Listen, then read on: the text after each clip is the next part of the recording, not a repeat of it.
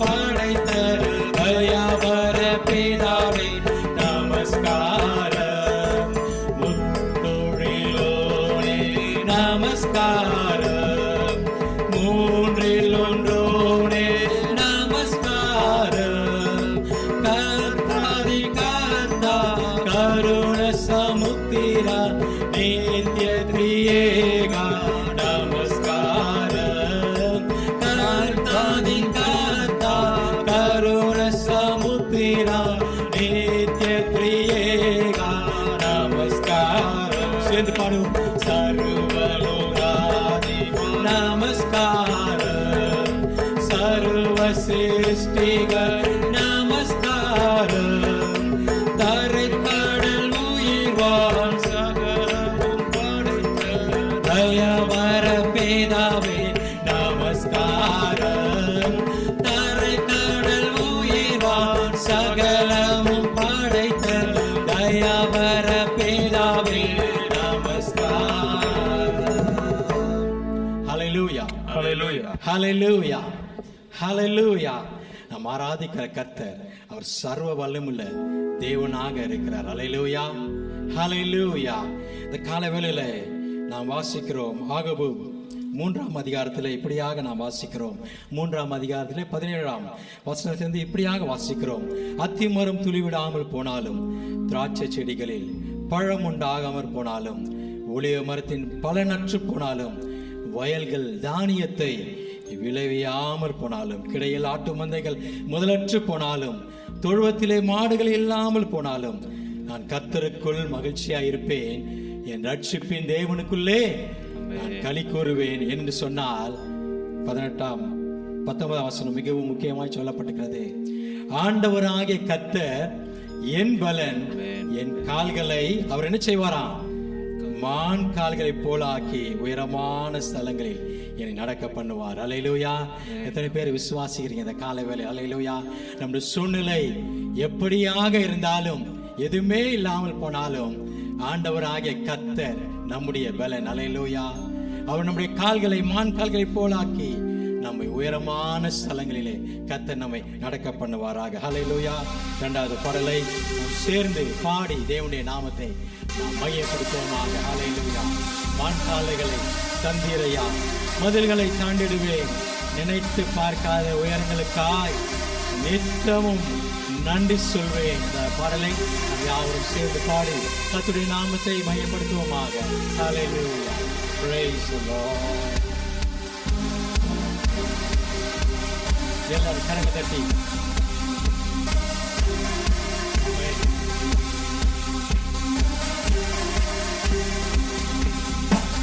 கால்களை தந்தீரையா, மதில்களை தாண்டிடுவேன், நினைத்து பார்க்காத உயரங்கள் கார் நித்தமும் நன்றி சொல்வேன்.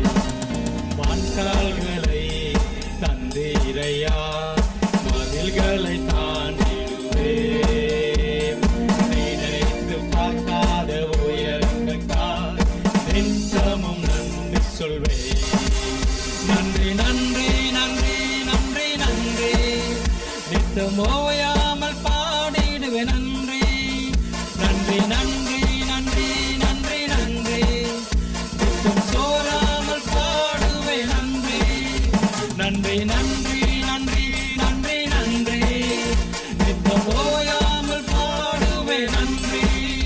நன்றி நன்றி நன்றி நன்றி நன்றி, நித்தம் சோராமல் பாடுவேன் நன்றி.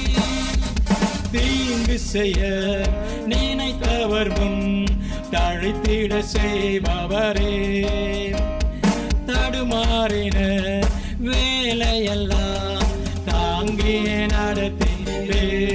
சொல்லுவோம். தீங்கு செய்ய நினைத்தவர் முன் தழைத்திட செய்தவரே, தடுமாறின வேலையெல்லாம் தாங்கிய நடத்தினீரே. என் பக்கம் நிழலா நின்றவரே, என் பாதம் இடராமல் சுமந்தவரே, என் பக்கம் நிழலாய் நின்றவரே, பாதம் இடராமல் சுமந்தவரே. நன்றி நன்றி நன்றி நன்றி நன்றி நித்தம் ஓயாமல் பாடுவே நன்றி நன்றி நன்றி நன்றி நன்றி நன்றி நித்தம் சோராமல் பாடுவே நன்றி நன்றி நன்றி நன்றி நன்றி நன்றி பாடுவே நன்றி நன்றி நன்றி நன்றி நன்றி நன்றி சோராமல் பாடுவே நன்றி கால்களை தந்தீரையா மதில்களை தாண்டிடுவே பாடுவோம் நினைத்து பார்க்காத உங்கள் நித்தமும் நன்றி சொல்வே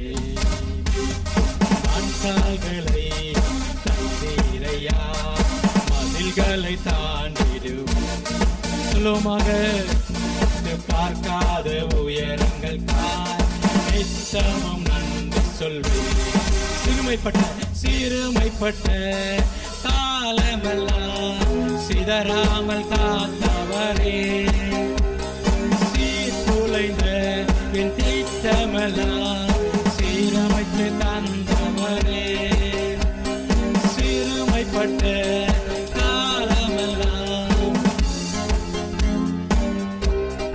அம்மே சீர்குலைந்த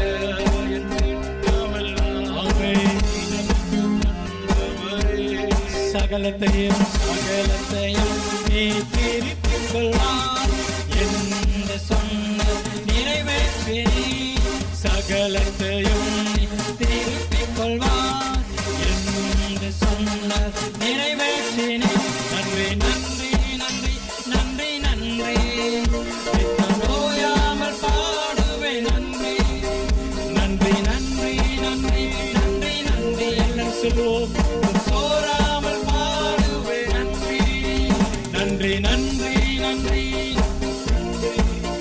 நித்தம் ஓயாமல் பாடுவே நன்றி நன்றி நன்றி நன்றி நன்றி நித்தம் சோராமல் பாடுவே நன்றி எதிர்த்து வரும் ஜலப்பிரவாகம் அணுவிட விடவில்லையே தூரத்தை வந்த ஜனக்கூட்டங்கள் அழித்திட விடவில்லையே எதிர்த்து வந்த ஜலப்பிரவாகம் அணுகிட விடவில்லையே என்னை தூரத்தி வந்த ஜனக்கூட்டங்கள் ரட்சண்ய பாடல் சூழ செய்தி ரட்சக நீர் என்னை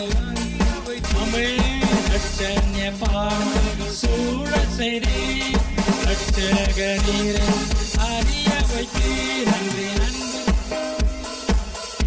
எல்லாரும் சேர்ந்து ஓயாமல் பாடுவே நன்றி நன்றி நன்றி நன்றி நன்றி நன்றி நித்தம் சோராமல் பாடுவே கரங்களை அசைத்து நன்றி நன்றி நன்றி நன்றி நன்றி நித்தம் ஓயாமல் பாடுவே நன்றி நன்றி நன்றி நன்றி நன்றி ஆமே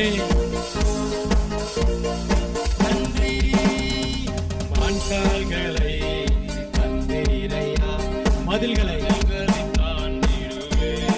நினைத்து பார்க்காத உயரங்கள் எல்லாரும் பாடுவோமா நம்முடைய வாய்களை திறந்து எல்லாரும் சேர்ந்து மண்கால்களை நம்முடைய சத்தத்தை உயர்த்தி ஹல்லேலூயா ஆமென் நினைத்து பார்க்காத ஆமென் எஸ் லார்ட் கரங்களை நன்றி நன்றி நன்றி நன்றி நன்றி நித்தம் ஓயாமல் பாடுவே நன்றி அவருக்கு நன்றி நன்றி நன்றி நன்றி நித்தம் சோராமல் பாடுவே நன்றி நன்றி நன்றி நன்றி நன்றி ஆமென் பாடுவே நன்றி ஹல்லேலூயா நன்றி நன்றி நித்தம் சோராமல் பாடுவே நன்றி. காலவேளையிலே எத்தனை பேர் ஆண்டவருக்கு நாம் நன்றி செலுத்த நாம் வந்திருக்கிறோம். ஹல்லேலூயா. சங்கீதக்காரன் தாவீது சொல்கிறார், உம்மாலே நான் ஒரு சேனைக்குள் பாய்வேன், உம்மாலே நான் ஒரு மதிலை தாண்டுவேன். ஹல்லேலூயா. இந்த காலவேளையில் ஆண்டவர் எத்தனையோ நன்மைகளை கர்த்தர் நமக்கு செய்திருக்கிறார். ஹல்லேலூயா. நம்முடைய கரங்களை உயர்த்தி ஆண்டவருக்கு நன்றி செலுத்துவோமா? ஹல்லேலூயா. ஓ உமக்கு நன்றி ஆண்டவரே. ராஜா உமக்கு நன்றி, நன்றி, நன்றி அப்பா. உம்மை நன்றி உள்ளத்தோடு கூட நாங்கள் ஸ்தோத்திரிக்கிறோம் ஆண்டவரே. மானானது நீரோடை வாஞ்சித்து கதறுவது போல என் ஆத்துமா இந்த காலவேளையிலே உம்மை வாஞ்சித்து கதறுகிறது ராஜா. ஹல்லேலூயா. என் ஆத்துமாவே நீ ஏன் கலங்குகிறாய், ஏன் எனக்குள் தீங்குகிறாய் என்று சொல்லி அருமையான சங்கீதக்காரனாகிய தாவீது அவர் சொல்கிறார். அந்த 42ஆம் சங்கீதத்திலே 3 முறையாக அவர் சொல்கிறார், நீ ஏன் கலங்குகிறாய் ஆத்துமாவே. இந்த காலவேளையில நீ ஒருவேளை கலக்கத்தோடு கூட ஆண்டவருடைய சமூகத்திலே நீங்கள் வந்திருக்கலாம். ஆனால் இந்த காலவேளையிலே நம்முடைய ஆத்துமாவை தேற்றுகிறவர் நம்மோடு கூட இந்த காலவேளையில உண்டு. ஹல்லேலூயா. ஓ உம்மை துதிக்கிறோம் ராஜா. ஹல்லேலூயா. நாம் சேர்ந்து பாடுவோம். ஹல்லேலூயா. மான்கள் நீரோடை வாஞ்சித்து கதறும் தேவனே, எந்த ஆத்துமா உம்மையே வாஞ்சித்து கதறுதே. மான்கள் நீரோடை வாஞ்சித்து கதறும் தேவனே,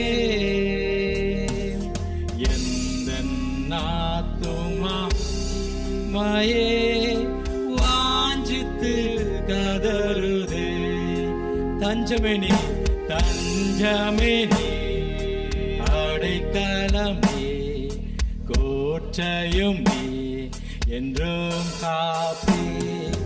தஞ்சமே நீ, அடைக்கலம் நீ, ஆமென், கோட்டையும் நீ, என்றும் காப்பே. தேவன் மேல் ஆத்துமாவே தாகமாயிருக்கிறதே, தேவன் மேல் ஆத்துமாவே எங்கள் ஆத்துமாவுமே தாகமாயிருக்கிறதே. தேவனின் சந்நிதி எல்லையின்றி ஆத்துமா வாஞ்சிக்கிறதே.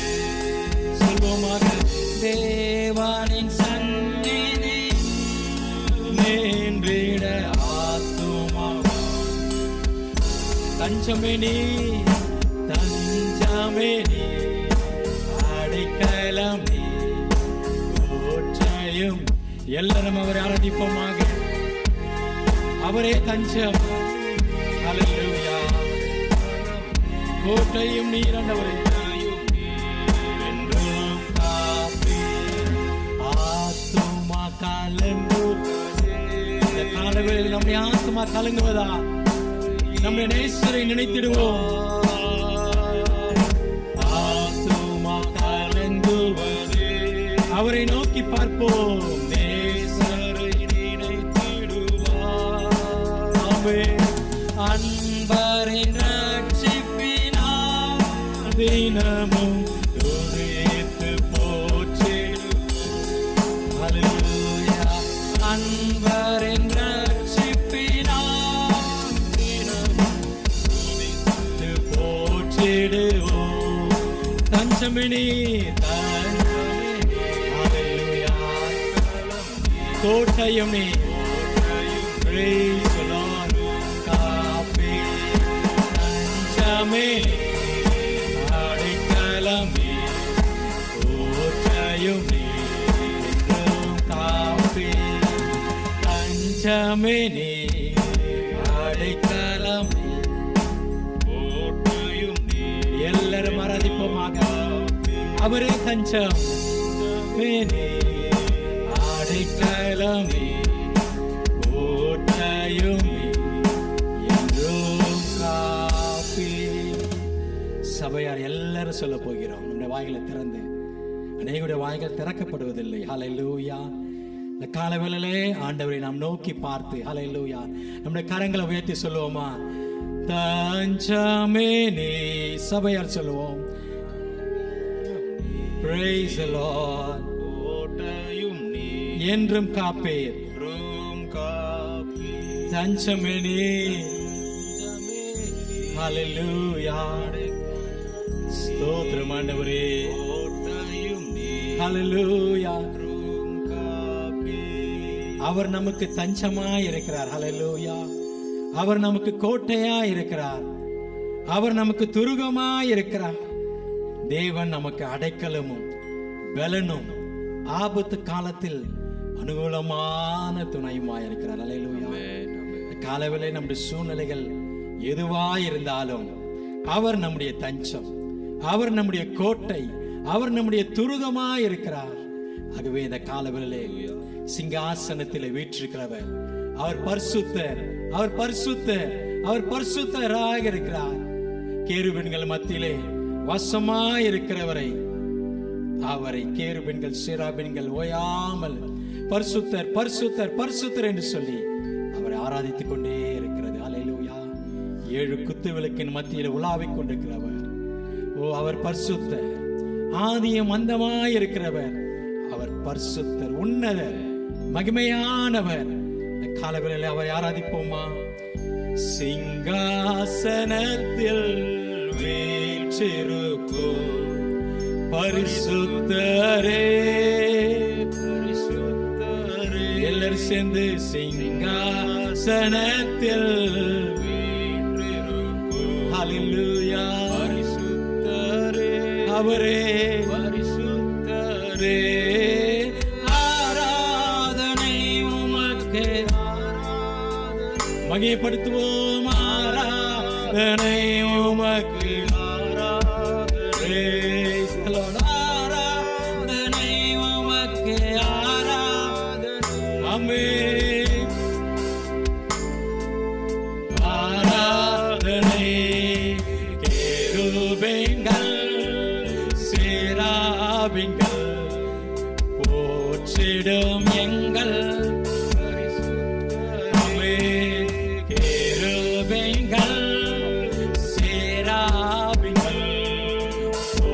சேடும் எங்கள் பரிசுத்தரே.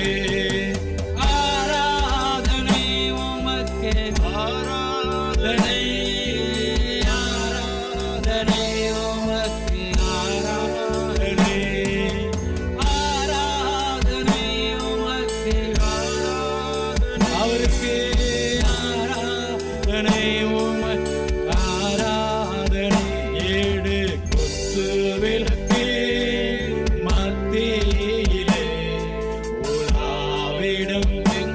பரிசுத்தரே,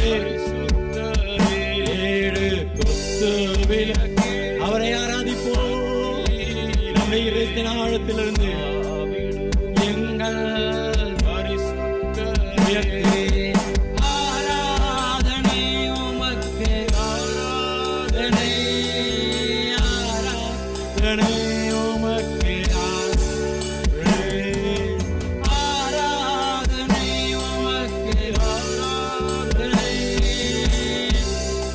ஆராதனை உமக்கு, ஆராதனை.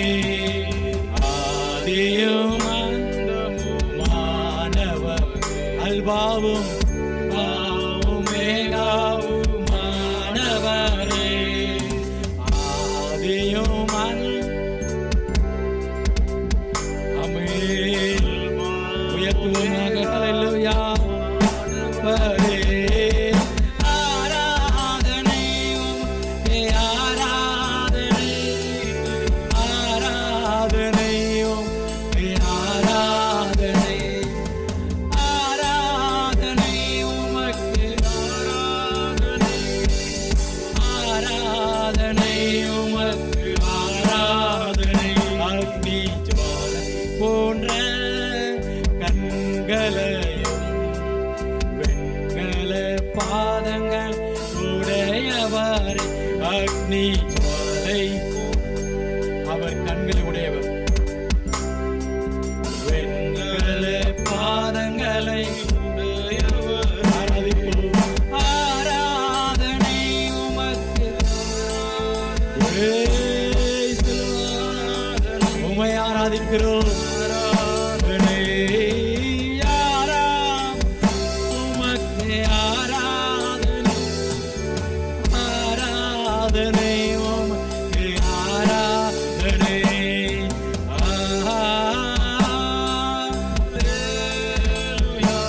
ஆவியானவரே, இந்த காலவேளையிலே எங்கள் மத்தியிலே நீர் பொழிந்தருளுவீராக. ரந்தரபக்கபரபலபரபா, ஷபரபரபக்கபரபலபா, ஷபரபக்கபரதலபரபா, லிமரகபரபா, ஷகபா. தேவாவியானவரே, எங்களை நிரப்புவீராக. இந்த காலவேளையிலே பரிசுத்த ஆவியானவருடைய வல்லமை எங்களை நிரப்புவதாக. ஹல்லேலூயா.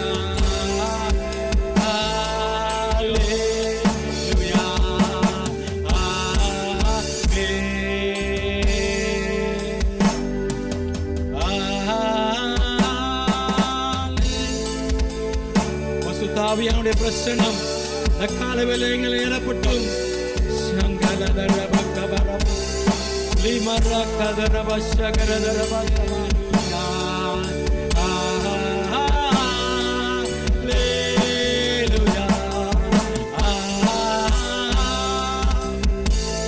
அவரை ஆராதிப்போமாக.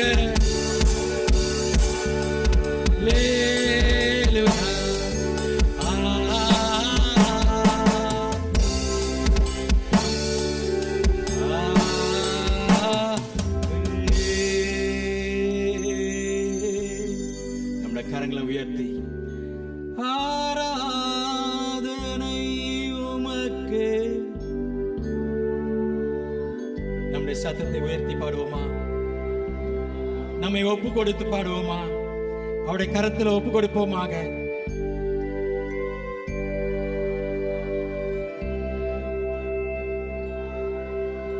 Praise the Lord.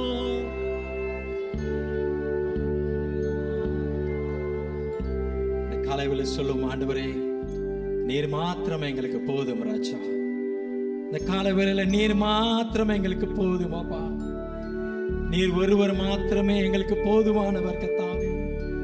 எங்கள் யெகோவாயீரே, எங்கள் சிருஷ்டி கர்த்தாவே, இந்த காலைவேளையில நீர் மாத்திரம் எங்களுக்கு போதும் ஆண்டவரே. உம்முடைய கரத்திலே நாங்கள் முற்றிலுமாக எங்களை நாங்கள் அர்ப்பணிக்கிறோம் ராஜா என்று சொல்லி நம்மை நாமே அர்ப்பணித்து இந்த கடைசி இந்த பாடலை நாம் பாடி ஆண்டு சமூகம் கொடுப்போம். ஸ்தோத்திரம் இயேசுவே, நீரே என் ஆத்மநேச, என் மேல் எவ்வளவு என்னைய மீட்க உம்மையே தந்தே ஓமான்வேற்கு என் வாழ்நாள் முழுதும் உமக்காக வாழ்வேன். அர்ப்பணிப்போம். நீரே என்றென்றும் போதும் என் வாழ்நாள் முழுதும் உமக்காக வாழ்வேன். நீரே என்றென்றும் போதும் நீர் மாத்திரம் எங்களுக்கு போதும் ராஜா. நம்முடைய கரங்களை உயர்த்தி ஆண்டவரே நேராய் சொல்லுவோமா? அர்ப்பணித்தவர்களாக சொல்லுவோம். நீர் மாத்திரம் ஐயா. ஹல்லேலூயா. நீர் மாத்திரம். Praise the Lord.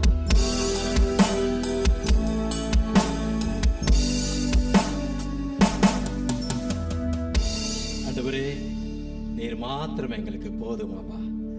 காலவேளையில பரிசுத்த ஆவியானவருடைய கரங்கள்ல எங்களை அர்ப்பணிக்கிறோம். இந்த காலவேளையில இந்த ஆராதனுடைய தொடக்கம் முதல் இம்மட்டுமாக எங்களுக்கு கிருபையை நடத்ததுக்காக நன்றி. இப்பொழுது கூட கர்த்தருடைய வார்த்தை நாங்கள் கேட்க போகிறோம். தொடர்ந்து எல்லா ஆராதனையும் கர்த்தரை பொறுப்படுத்திக் கொள்ளுங்க, நடத்துங்க. கர்த்தர் இந்த காலவேளையில உங்களுடைய தாசரை கொண்டு எங்களோடு பேசுங்க. ஆவியானவர் எங்களோடு கூட நீ திருவுளம் பற்றும்படியாக ஜெபிக்கிறோம். வந்திருக்கிற ஒவ்வொரு மக்களும் நீர் ஆசீர்வதியும். ஆன்லைன்ல பார்க்கிற மக்களை நீர் ஆசீர்வதியும். இயேசு நல்ல நாமத்தில் ஜெபிக்கிறோம் பிதாவே. ஆமென். ஆமென். நாம் உட்காருவோம்.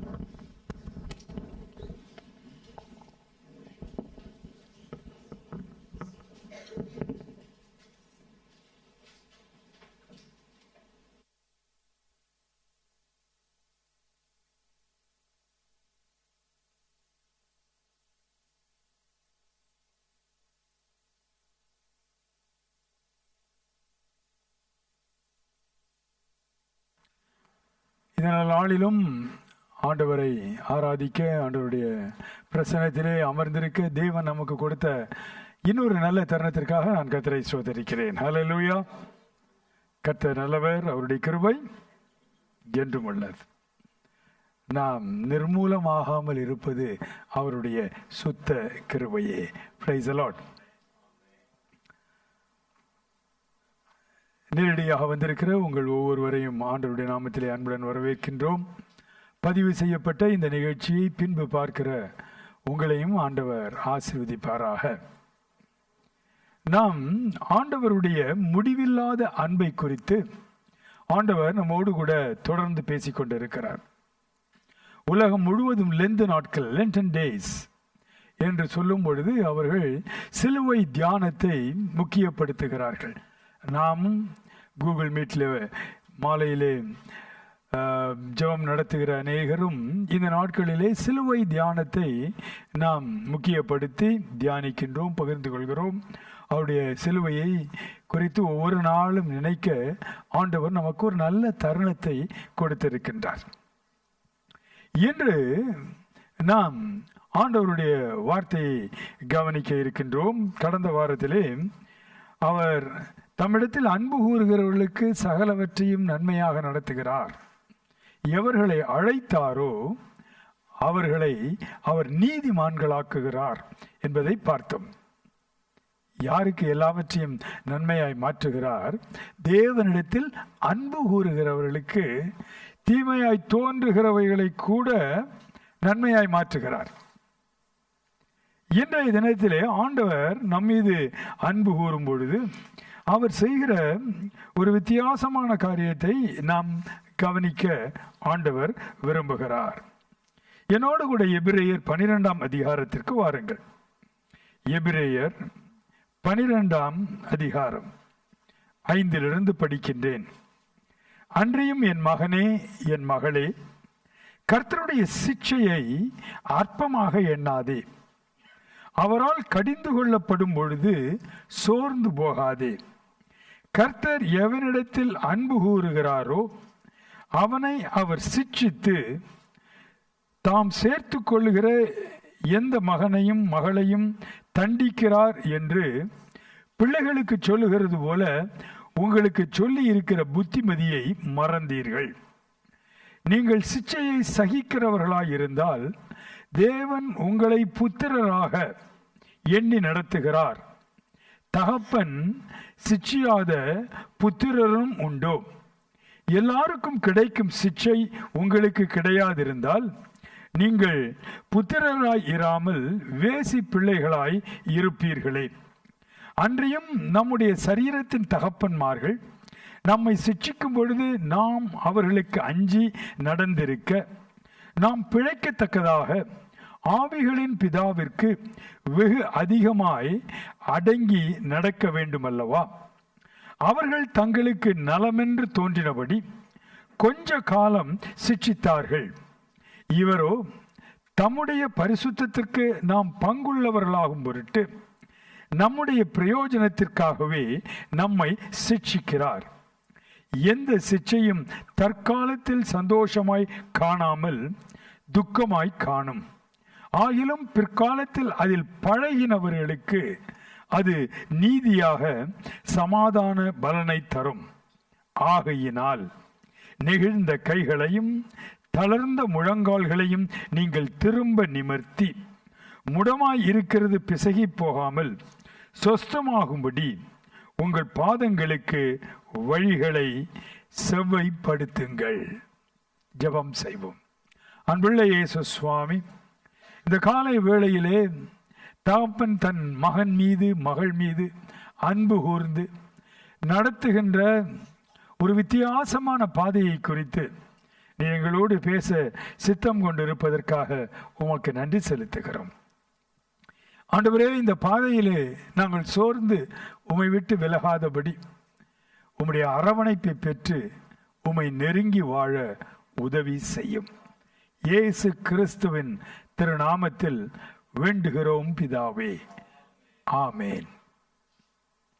ஆண்டவருடைய வார்த்தை சொல்லுகின்றது, தேவன் எவனிடத்தில், எந்த மகனிடத்தில், எந்த மகளிடத்தில் அன்பு கூறுகிறாரோ அவர் அவனை அவளை சிட்சித்து தாம் சேர்த்து கொள்கிற எந்த மகனையும் தண்டிக்கிறார் என்று பிள்ளைகளுக்கு சொல்லுகிறது போல உங்களுக்கு சொல்லி இருக்கிற புத்தியை மறந்தீர்கள்.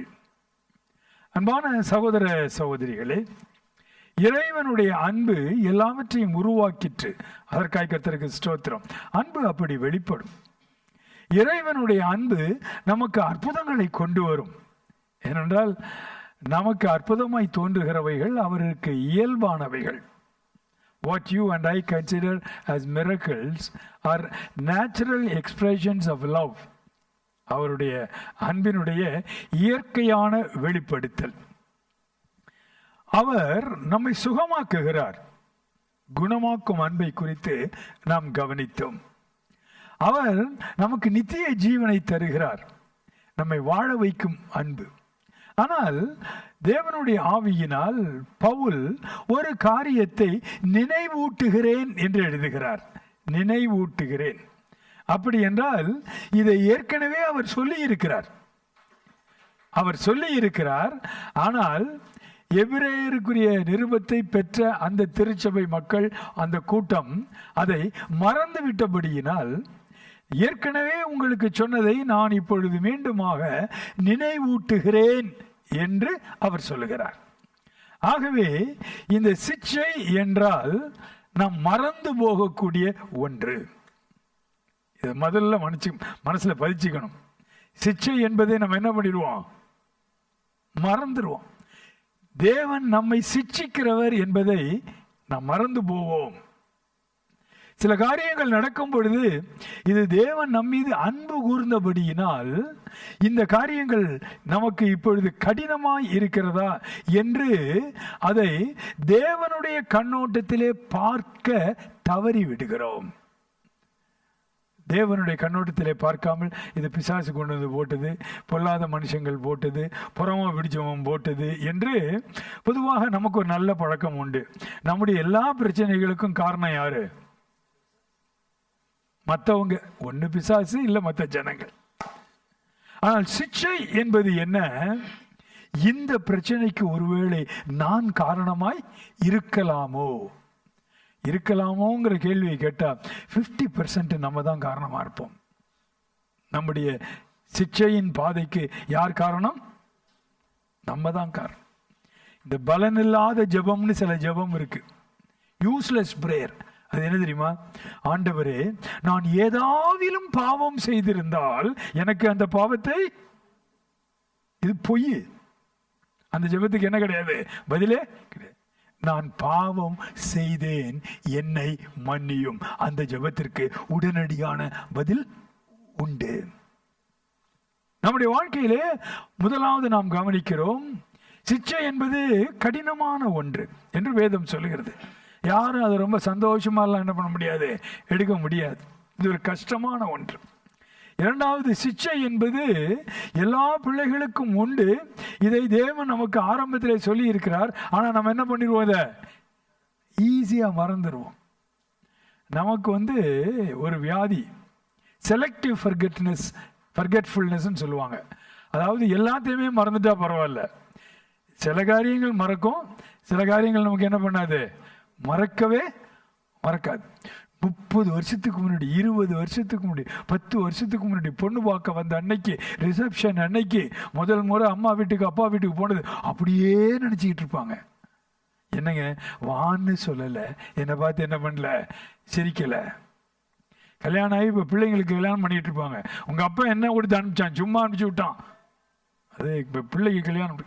சில காரியங்கள் நம்ம என்ன பண்ண மாட்டோம், மறக்கவே மாட்டோம். அதெல்லாம் நம்ம மனசுல அப்படியே இருக்கு. ஒருவேளை பழி வாங்காம இருக்கலாம், ஆனா நம்மளால என்ன பண்ண முடியல, மறக்க முடியல. உண்மையாகவே நாம் மற்றவர்களை மன்னித்தோம் என்றால் மறப்பதற்கும் ஆண்டவர் கிருபை தருவார். Forgiveness is not complete until you forget what somebody has done to you. மற்றவர்கள் உங்களுக்கு செய்த தீங்கை நீங்கள் மறக்கும் வரை நீங்கள் அவர்களுக்கு கொடுத்த மன்னிப்பு முழுமையானது அல்ல. ஒன்லி இவெல்லாம் ஒன்றுது இல்லையா, இந்த வெர்ஷன் 1, வெர்ஷன் 2, வெர்ஷன் 3 இருக்கு இல்லையா, அந்த மாதிரி ஒரு பாதி மறந்தாச்சு. பவுல் பரிசுத்த ஆவியினால் ஏவி இங்கே எழுதுகிறார், இதை நான் உங்களுக்கு ஆரம்பத்தில் சொன்னேன், நீங்கள் மறந்து விட்டீர்கள். ஆகவே சிட்சை என்பது கடினம் என்று இந்த பகுதி சொல்கிறது. சிட்சை என்பது நமக்கு தெரியாமலே நாம் மறந்து போகக்கூடிய, சிட்சித்து கொண்டிருக்கிற பாதையிலே போவோம். ஆனால் இது சிட்சைன்னு நமக்கு என்ன பண்ணாது, தெரியாது. மூன்றாவதாக சிட்சை யாருக்கு? நான் ஃபர்ஸ்ட் பைபிள் படித்தப்ப இங்கிலீஷ் பைபிளில் படித்தேன். அதில் என்ன போட்டிருக்குன்னா, if you do not receive chastisement from God, you are not his children, you are பாஸ்டர்ட்ஸ்னு எழுதிருந்துச்சு. இங்கிலீஷ் வெர்ஷன் அப்படி தான் இருக்கு.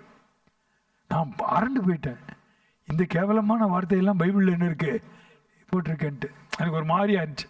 ஏன்னா இந்து பின்னணியிலேருந்து வந்ததுனால சில பரிசுத்தமான இறைவனோட சம்பந்தம்னாவே அதுக்கு ஸ்பெஷல் வார்த்தை உண்டு. இந்த புத்தகத்தில் இந்த வார்த்தை இருக்கா? திட்டினாலே ஸ்கூலில் ஓங்கி அற விட்டுருவானுங்க, கத்தி எடுத்து வெட்டினவனுங்கெல்லாம் இருக்கானுங்க. அதுக்கு இந்த வேர்டு இருக்கா அப்படின்னு. அப்புறம் அதனுடைய தமிழ் மொழிபெயர்ப்பு, அதனுடைய விளக்கங்களை குறித்து படித்து யோசித்த பொழுது அதனுடைய பொருள் என்னவென்றால், ஒரு விபச்சாரியினிடத்திலே போறவன் அவளுடைய உடலை குறித்து தான் அவன் கவலைப்படுவானே ஒழிய அவளுக்கு இருக்கிற பிள்ளைங்களை குறித்து என்ன பண்ண மாட்டான், கவலைப்பட மாட்டான். அவனுக்கு என்ன வேணும், தன் இச்சையை தீர்த்துக் கொள்வதற்கு அவள் சிங்காரிச்சு ரெடியா இருக்கணும், அவ்வளவுதான். அந்த விலை மாது அந்த கஷ்டத்தின் மத்தியிலே வேறு வழி இல்லாமல் அந்த தொழிலே இருந்து தன் பிள்ளைகளை வளர்க்கலாம். அந்த பிள்ளையை குறித்துலாம் இவன் என்ன பண்ண மாட்டான், கவலைப்பட மாட்டான். அதைத்தான் இங்கே சொல்லப்பட்டிருக்கிறது. ஒருவருடைய உடலை குறித்து மட்டுமே அக்கறை கொண்டு அந்த நபருடைய முழு வாழ்க்கையை குறித்து அக்கறை இல்லாத ஒரு மனிதனை போல இறைவன் ஒரு நாளும் செயல்படுவது இல்லை. அதனுடைய வேதாகம விளக்கம் என்னவென்றால், நம்மளை வச்சு வேலை வாங்கிக்கிட்டு அவர் வேலையெல்லாம் முடிச்சுக்கிறாரு. ஏன்னா அவருக்கு பூமியில் வேலை செய்யறதுக்கு என்ன பண்ணோம், ஆளு வேணும். எதுக்கு வேணும், ஜெபம் பண்ண ஆள் வேணும், சுவிசேஷம் சொல்ல ஆள் வேணும். ஆள் தேவையா இல்லையா? சர்ச்சை அரேஞ்ச் பண்ணுறதுக்கு ஆள் வேணும், எத்தனையோ வேலைக்கு. அதனால அவர் நீ எக்கேடு கெட்டு போ, என் வேலை நடந்தா. இறைவன் அப்படிப்பட்டவர் அல்ல. இறைவன் அப்படிப்பட்டவர், அவர் நம்மிலிருந்து எதை உறிஞ்சி எடுக்கலாம் என்று வருகிறவர் அல்ல. அவர் தன்னிடத்திலிருந்து நமக்கு எதை கொடுக்கலாம் என்று ஒவ்வொரு நாளும் ஆவலோடு எதிர்பார்க்கிற தெய்வம். அல்லேலூயா. ஆகவே சிட்சை யாருக்கு வராது அப்படின்னா, இறைவனுடைய பிள்ளைகளாய் இல்லாதவர்களுக்கு சிட்சை வராது. அப்ப உங்க வாழ்க்கையிலே கடினமான சூழ்நிலைகள், சிட்சைகள் இருக்குதுன்னா என்ன அர்த்தம்? நம்ம கடவுளுடைய பிசாசு நம்மளை டார்கெட் பண்ணான்னா அது ஒரு அடையாளம். என்ன அடையாளம்? நம்ம கடவுளுக்கு ரொம்ப நெருக்கமானவங்க பிள்ளைங்க, அதனால பிசாசு அவர்கிட்ட வாலாட்ட முடியாம நம்மளை ட்ரபிள் பண்றான். அதே போல நம்முடைய வாழ்க்கையில சில கடினமான சூழ்நிலைகள், சில காலங்கள் இருக்கும். சிட்சை என்பது எப்பொழுதும் இருப்பதில்லை. இந்த வசனம் சொல்லுகிறது, சில காலம், கொஞ்ச காலம் இருக்கும். ஆகவே நாம் அறிய வேண்டும், நம்முடைய வாழ்க்கையிலே கடினமான சூழ்நிலைகள் சில காலம், ஒரு சீசன் தொடரும் என்றால் நாம் ஆண்டவரத்திலே கேட்க வேண்டும், ஆண்டவரே நீர் என்னை சிட்சிக்கிறீரா? இந்த சிட்சை அவருடைய பிள்ளைகளுக்கு கொடுக்கப்படும். இந்த சிட்சையை குறித்து இந்த பகுதி மிக அழகாக சொல்லுகின்றது. சில உதாரணங்களை பின்பு பார்ப்போம். என் மகனே, கர்த்தருடைய சிட்சையை அற்பமாக எண்ணாதே. அப்படின்னா நம்ம சிட்சையை என்ன பண்ணணுமா, சீரியஸா எடுத்துக்கணும். மற்றவங்க மேல பிளேம் பண்ணக்கூடாது. ஆண்டவரே, இதிலிருந்து நான் என்ன கற்றுக்கொள்ள வேண்டும்? அண்ணா நகர்ல 3 காரியங்கள் அதிகமா பெருகிட்டே போகுது. 1 ஹோட்டல், 2வது ஹாஸ்பிட்டல். ஏன்னா இங்க போயிட்டு கொஞ்ச நாள் கழிச்சு எங்க போனோம், அங்க போகணும். இன்னொன்னு மெட்ராஸ்ல அண்ணா நகர்ல அதிகமாயிட்டே இருக்கு. என்னன்னா ஜிம்மு. 1 யங் பீப்புள் சாப்பிடாம ஃபிட்டா இருக்கணும்னு போய் 3 மணி நேரம் 4 மணி நேரம் இருக்காங்க. என்னதான் மாத்திரை சாப்பிட்டாலும் உடம்பு ஊதி போயிடுச்சுன்னா அவன் சொல்றான் 1 கிலோ உங்களுக்கு இறக்குறதுக்கு எனக்கு நீங்க 10,000 ரூபாய் என்ன பண்ணணும். ஆனா 5 மணி நேரம் 3 மணி நேரம் ஓடுறதெல்லாம் யாரு? நம்ம. ஆனா யாருக்கு காசு கொடுக்கணும்? அவங்களுக்கு. யாராவது ஒருத்தர் தின்னாகணும்னு நினைச்சிட்டு, சார் நான் 1 கிலோவுக்கு 10,000 ரூபா இல்லை சார், 10 கிலோவுக்கு 1,00,000 ரூபா கொடுக்குறேன், ஆனா நான் மட்டும் ட்ரெட்மில்ல ஓட மாட்டேன், எனக்கு பதிலாக நீங்களே ஓடிக்கிங்க, உடம்பு இறங்குமா?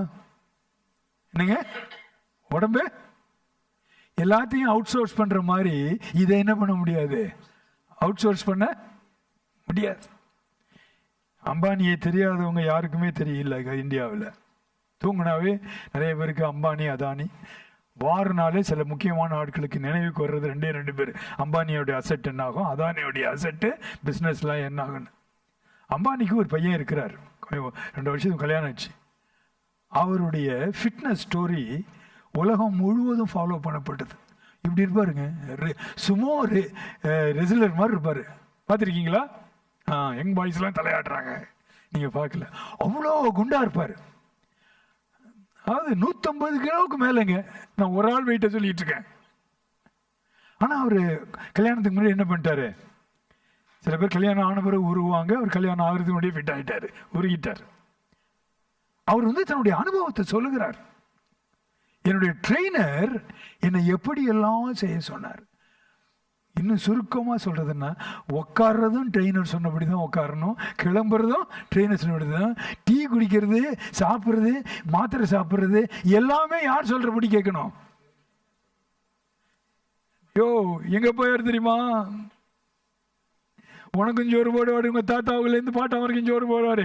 என்னையா உட்கார சொல்ற, கிளம்ப சொல்ற, உனக்கு 1 கோடி தர்றேன், எனக்கு பதிலாக நீ என்ன பண்ணு? வெயிட் குறையுமா? சிக்ஷை என்பது நீங்களும் தேவனும். இதை இன்னொருவர் செய்யவே, மற்றவங்க இதுக்கு உதவி செய்வாங்கன்னு நினைக்க முடியாது. இது நாம் செய்ய வேண்டும், இது நாம் செய்ய வேண்டும். இதற்கு மற்றவர்களை பழி போட்டு பிரயோஜனம் இல்லை. இதை நாம் கர்த்தருடைய சந்நிதியிலே ரிசால்வ் பண்ண வேண்டிய காரியம், நிர்ணயம் பண்ண வேண்டிய ஒரு காரியம். இறைவன் நம்மை அவருடைய மகனாக மகளாக நினைக்கிறபடியினால் சிட்சிக்கிறார்.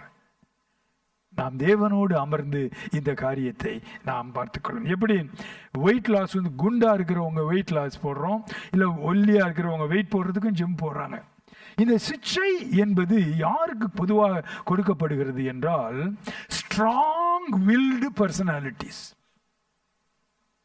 ஸ்ட்ராங் வில்டு பர்சனாலிட்டின்னா சுய சித்தத்துல ரொம்ப உறுதியா இருக்கிறோம். இது வளையாது, 5லயும் வளையாது, 60லயும் வளையாது. எனக்கு வயசு இப்ப 66. 3 6 சொல்ல 2 6 சொன்னேன். சில பேர் என்ன பார்த்து சொல்லுவாங்க, உங்களுக்கு சில காரியங்கள் வளைய மாட்டேங்குதுமா.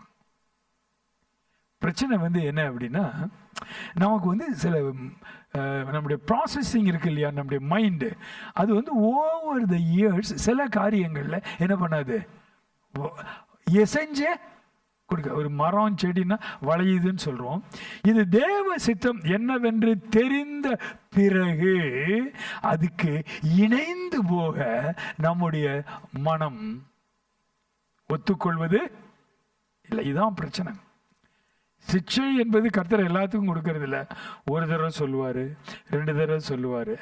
அவர் அழகா சொல்லியிருக்கிறார் சங்கீதங்களிலே, உன் மீது என் கண்ணை வைத்து உனக்கு ஆலோசனை சொல்வேன். அது சிக்ஷை இன்னும் ஆரம்பிக்கல, அது ஃபர்ஸ்ட் ரவுண்டு. அப்படின்னா என்ன, நாம் நம்முடைய கிறிஸ்தவ வாழ்க்கையில எப்படி வாழ ஆரம்பிக்கிறோம் என்றால், சரியா தவறா என்று எத்திக்கல் டிபேட் அல்ல, சமுதாயத்தில் ஏற்றுக்கொள்ளக்கூடியதா ஏற்றுக்கொள்ளக்கூடாத சன்மார்க்கமா மாரல் டிபேட் அல்ல, எனக்கு வசதியா வசதியற்றதா எபிலிட்டி டெஸ்ட் அல்ல, என்னால் முடியுமா முடியாதா, இது சாதனை பட்டியல் அல்ல, இது அவருக்கு பிரியமா பிரியம் இல்லையா. இதுதாங்க கிறிஸ்டியன் லைஃபுடைய ஃபவுண்டேஷனல் கொஸ்டின். இதிலே ஆண்டவர் மகிழ்ச்சியாய் இருப்பாரா, நான் இதை செய்தால் ஆண்டவர் பிரியமாய் இருப்பாரா? அதான் கொஸ்டின். வெற்றியுள்ள குடும்பத்தில் போய் மனைவிட்ட கேட்டா சில மனைவி சொல்லுவாங்க,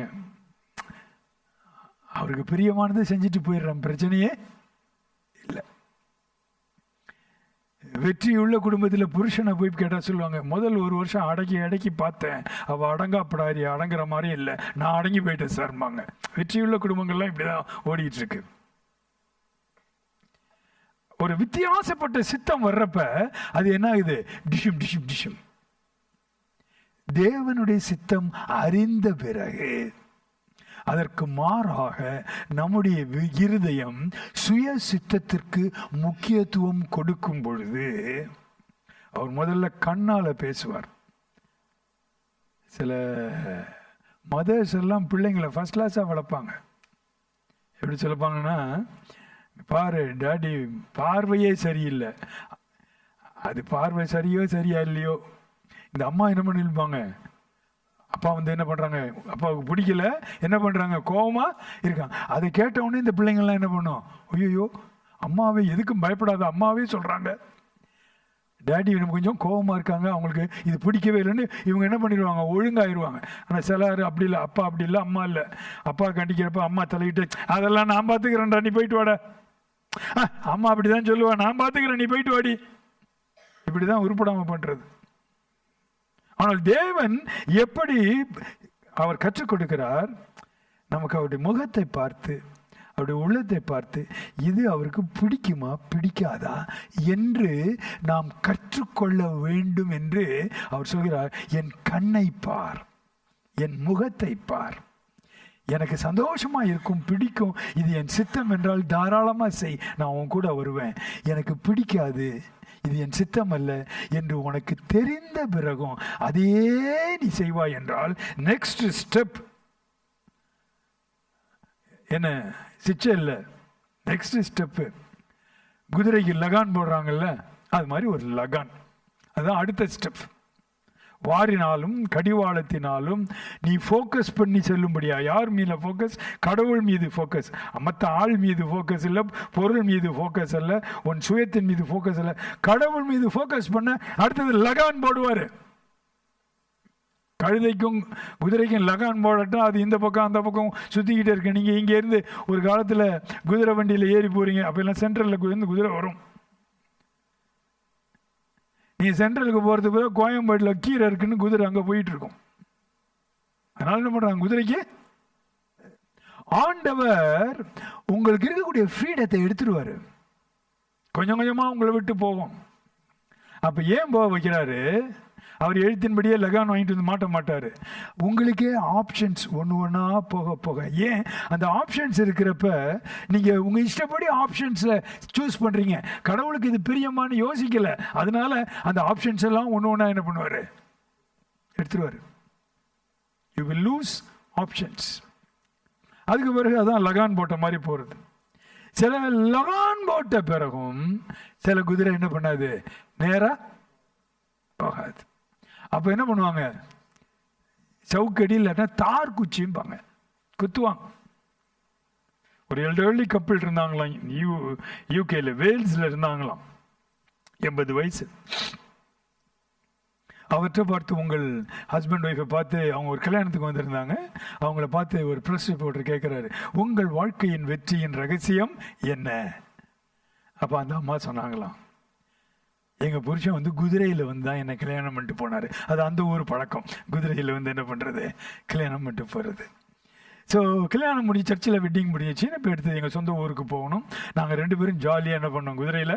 அவர் குதிரையை ஓட்டிட்டு போனார், நான் பின்ன அவர் குதிரையை பிடிச்சிட்டு போனார், நான் அவரை பிடிச்சிட்டு ரொம்ப சந்தோஷமாக போயிட்டு இருந்தோம். பாதியில் குதிரை என்ன பண்ணிச்சு, நின்றுடுச்சு. என்னென்னமோ சொல்லி பார்த்தாரு, குதிரை என்ன பண்ணல, போகலை. பிஸ்டல் எடுத்தார், குதிரையை பார்த்து சொன்னார், குதிரையே நான் ஒன்றுன்னு சொன்னப்ப நீ என்ன பண்ணிடணும், போயிடணும்னாரு. ஒன்றுன்னாரு, குதிரை என்ன பண்ணல, போகல. அப்புறம் குதிரையை பார்த்து சொன்னாராம், குதிரையே நான் 2ன்னு சொல்லுவேன், நீ கட்டாயம் கிளம்பி என்ன பண்ணிடணும், போயிருந்தாராம். குதிரை என்ன பண்ணல, போகல. குதிரையே 3ன்னு சொல்ல போறேன், சுற்றுவேன்னாராம். குதிரை என்ன பண்ணலையா? உடனே என்ன பண்ணிட்டாரு? அந்த ஆளும் குதிரைய சுட்டுட்டாரு. என்னம்மா வெற்றி வீடு ரகசியம்? அதை பத்தி கேட்டா நீ குதிரை செத்த கதையை சொல்லிக்கிட்டு இருக்க. இல்லைங்க, எங்களுக்குள்ள ஏதாவது பிரச்சனை வந்தா என் ஹஸ்பண்ட் 1 நம்பரு. அப்பவே நான் என்ன பண்ணிடுவேன்? உஷாராயிருவேன். ஒரு நாள் 2 3 எல்லாம் கவுண்ட் பண்ற அளவுக்கு நான் என்ன பண்றது இல்ல. எங்கேயோ இடிக்குது இல்ல, இடிக்கணும். நான் மனுஷங்களுக்காக சொல்லலைங்க, அவருக்கு பிடிக்கலைங்கிற உணர்வு நமக்கு வரணும். ஸ்டேஜ் 2, ஸ்டேஜ் 3, ஸ்டேஜ் 4, அப்புறம் சிக்ஷை. அது சிக்ஷைக்கும் சரிபடாட்டினா கடைசியில் தண்டனை. இந்த அளவுக்கு நம்ம என்ன பண்ணிடக்கூடாது. போயிட பக்கத்தில் பார்த்து சொல்லுங்க, நம்ம 1லேயே நிப்பாட்டிக்கணும். அவ்வளோதான். 2 3 பக்கமெல்லாம் என்ன பண்ணிடக்கூடாது. நான் ஹஸ்பண்ட்ஸ் எல்லாம் ஒய்ஃபை பார்த்து சொல்றாங்க, நான் வீட்டில் வந்து 1 2 3 சொல்லுவேன். இல்லை உங்களுக்குள்ள கர்த்தருக்கு பிடிக்கலன்னு தெரிஞ்ச உடனே என்ன பண்ணிடணும்? விட்டுறணுங்க. நான் பவுல் சொன்னது போல சொல்கிறேன், நான் இப்பொழுது கர்த்தரை குறித்தும் கர்த்தருடைய அன்பை குறித்தும் பேசுகிறேன். ஆகிலும் நீங்களும் 1 2 3க்கு மேல போகாதபடி பார்த்துக் கொள்ளுங்கள். அன்பான சகோதரரே, அடுத்ததாக அவர் சிக்ஷை என்கின்ற ஒரு கடினமான ஒரு பாதைக்குள் நம்மை அவர் அழைத்து செல்கிறார். நாம் திரும்ப யோசிப்போம், சிக்ஷை என்பது எப்படி இருக்கும்? ஈஸியா இருக்குமா, கடினமா இருக்குமா? சிக்ஷை என்பது யாருக்கு வரும்? தேவனுடைய பிள்ளைகளுக்கு, அன்பு கூறுகிற, தேவனால் அன்பு கூறப்படுகிற தேவனுடைய பிள்ளைகளுக்கு. சிக்ஷை என்பது வார்னிங்கோட வருங்க. ஸ்ட்ரெயிட்டாவே என்ன பண்ணாது, சிக்ஷை வராது. அது வார்னிங் உண்டு. நம்முடைய வாழ்க்கையிலே அவர் முகத்தை பார்த்து வாழ கற்றுக்கொள்ள வேண்டும். அவர் இருதயத்தை பார்த்து வாழ கற்றுக்கொள்ள வேண்டும். இதை தாண்டும் பொழுது ஒரு நாளும் கடவுள் வந்து நீ எக்கேடே கெட்டு போ அப்படின்னு என்ன பண்ண மாட்டாரு, விடவே மாட்டார். இதுதான் அவருடைய முடிவில்லாத அன்பு. ஒரு நாளும் விட மாட்டார். நான் அக்கிரமக்காரர்களை குறித்து பேசவில்லை, நான் ஆண்டவருடைய பிள்ளைகளை குறித்து பேசிக் கொண்டிருக்கிறேன். இங்கே பவுல் பாவிகளை குறித்து பேசவில்லை, இங்கே பரிசுத்த பிள்ளைகளை குறித்து ஆவியானவர் பவுல் மூலமாக எழுதுகிறார். வேதம் சொல்லுகிறது, நீங்கள் இந்த சிக்ஷையை பார்க்கும் பொழுது நீங்கள் சிக்ஷையை சகிக்கிறவர்களாய் இருந்தால், அப்படின்னா சிக்ஷையை நம்ம என்ன பண்ணுமா? சிக்ஷையை சகிக்கணும். கஷ்டமா இருக்குங்க, கஷ்டமா இருக்கும். அதில் கடந்து போறப்ப கஷ்டமா இருக்கும். ஏண்டா கிறிஸ்தவனா மாறணும்னு என்ன பண்ணும் இருக்கும். அது அந்த நேரத்தில் அநியாயக்காரன் அக்கிரமக்காரெல்லாம் நல்லா செழிப்பா ஒரு கஷ்டம் இல்லாமல் ஜாலியாக இருக்கிறத பார்த்தா அவனுக்கெல்லாம் ஒன்றும் வரமாட்டேங்குது, நல்லா தானே இருக்கானுங்க, எனக்கு தானே இப்படி இருக்கு என்று நமக்கு ரொம்ப கஷ்டமாக இருக்கும். சகிப்பதற்கு நாம் கற்றுக்கொள்ள வேண்டும். தொடர்ந்து பார்ப்பீர்கள் என்ற 11ஆம் வசனம், எந்த சிக்ஷையும் தற்காலத்தில் சந்தோஷமாய் காணாமல் துக்கமாய் இருக்கும். அதுக்கு முந்தின வசனத்தை பார்த்தீங்கள் என்றால், அவர்கள் தங்களுக்கு நலம் என்று தோன்றினபடி கொஞ்ச காலம், நல்லா கவனிங்க, தகப்பனுடைய ஆங்கிள் இருந்து பார்க்கிறப்ப அது கொஞ்ச காலம். அது தன் மகனையோ மகளையோ அழிப்பதற்கல்ல, அது தன் மகனையோ மகளையோ உருவாக்குவதற்காக தேவன் எடுக்கின்ற கொஞ்ச காலம். நம்முடைய கண்ணோட்டத்திலே பார்ப்போம் என்றால் அது தற்காலம். அப்படி என்ன, இதுக்கு பிறகு ஒரு பிற்காலம்னு ஒன்று என்ன இருக்கு இருக்கு. சிக்ஷைக்குள்ள என்டர் ஆகும் பொழுது முடிவே இல்லாதது போல தோணுங்க.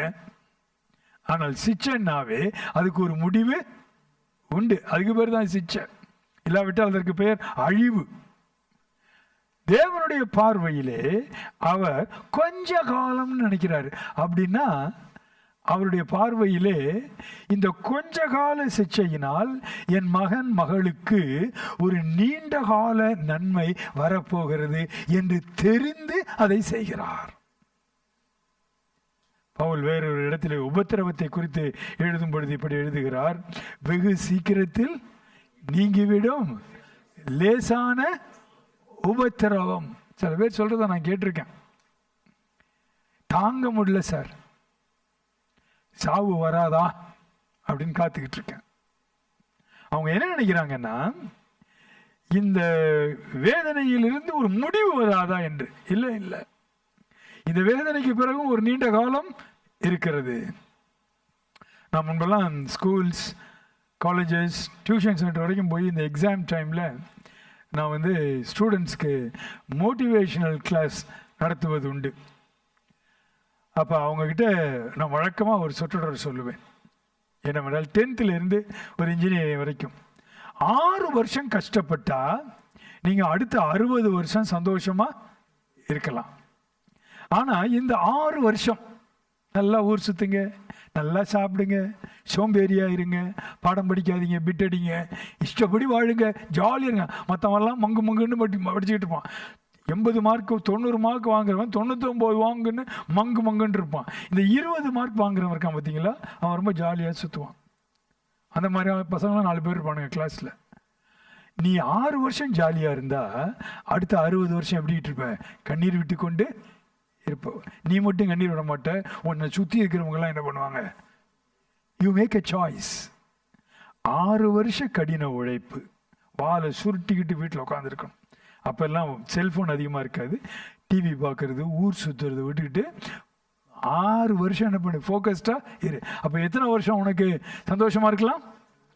நீ மட்டுமில்லை, உன்னை சுற்றி இருக்கிறவர்களும் சந்தோஷமாக இருப்பார்கள். ஆனால் 6 வருஷம் ஜாலியாக இருந்தா 60 வருஷம் என்ன இருக்கும்? நான் காலேஜில் படிக்கிறப்ப 3rd இயர், இந்த 3rd இயரில் ஊர் சுற்றுற பசங்களை பார்த்தா எங்களுக்கெல்லாம் பொறாமையாக இருக்கும். எங்களை எல்லாம் கோழியை கூண்டில் அடைக்கிற மாதிரி 6 மணிக்கு நாங்கள்லாம் ஹாஸ்டலுக்குள்ளே உட்காந்துருக்கோம். எங்கள் ஃப்ரெண்ட்ஸ் எல்லாம் வெளியில் சுற்றிட்டு இருப்பானுங்க.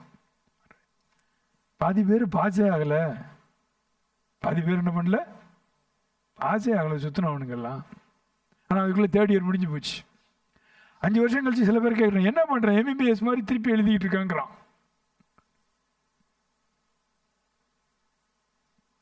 வாழ்க்கையை வீணடிக்கக்கூடிய வெட்டி காரியங்கள் இது ஆவிக்குரிய வாழ்க்கையிலும் முற்றிலுமாய் பொருந்தும்.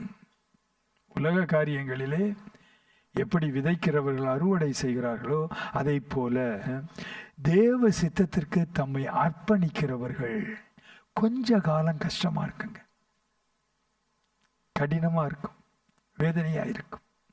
நீதிமொழிகள் இந்த வசனத்தை வேறொரு விதத்திலே சொல்லுகிறது, அடிக்கடி கடிந்து கொள்ளப்பட்டும் தன் பிடரியை கடினப்படுத்துகிறவன் சகாயமின்றி திடீர்னு அவன் நாசமாயிருவானா?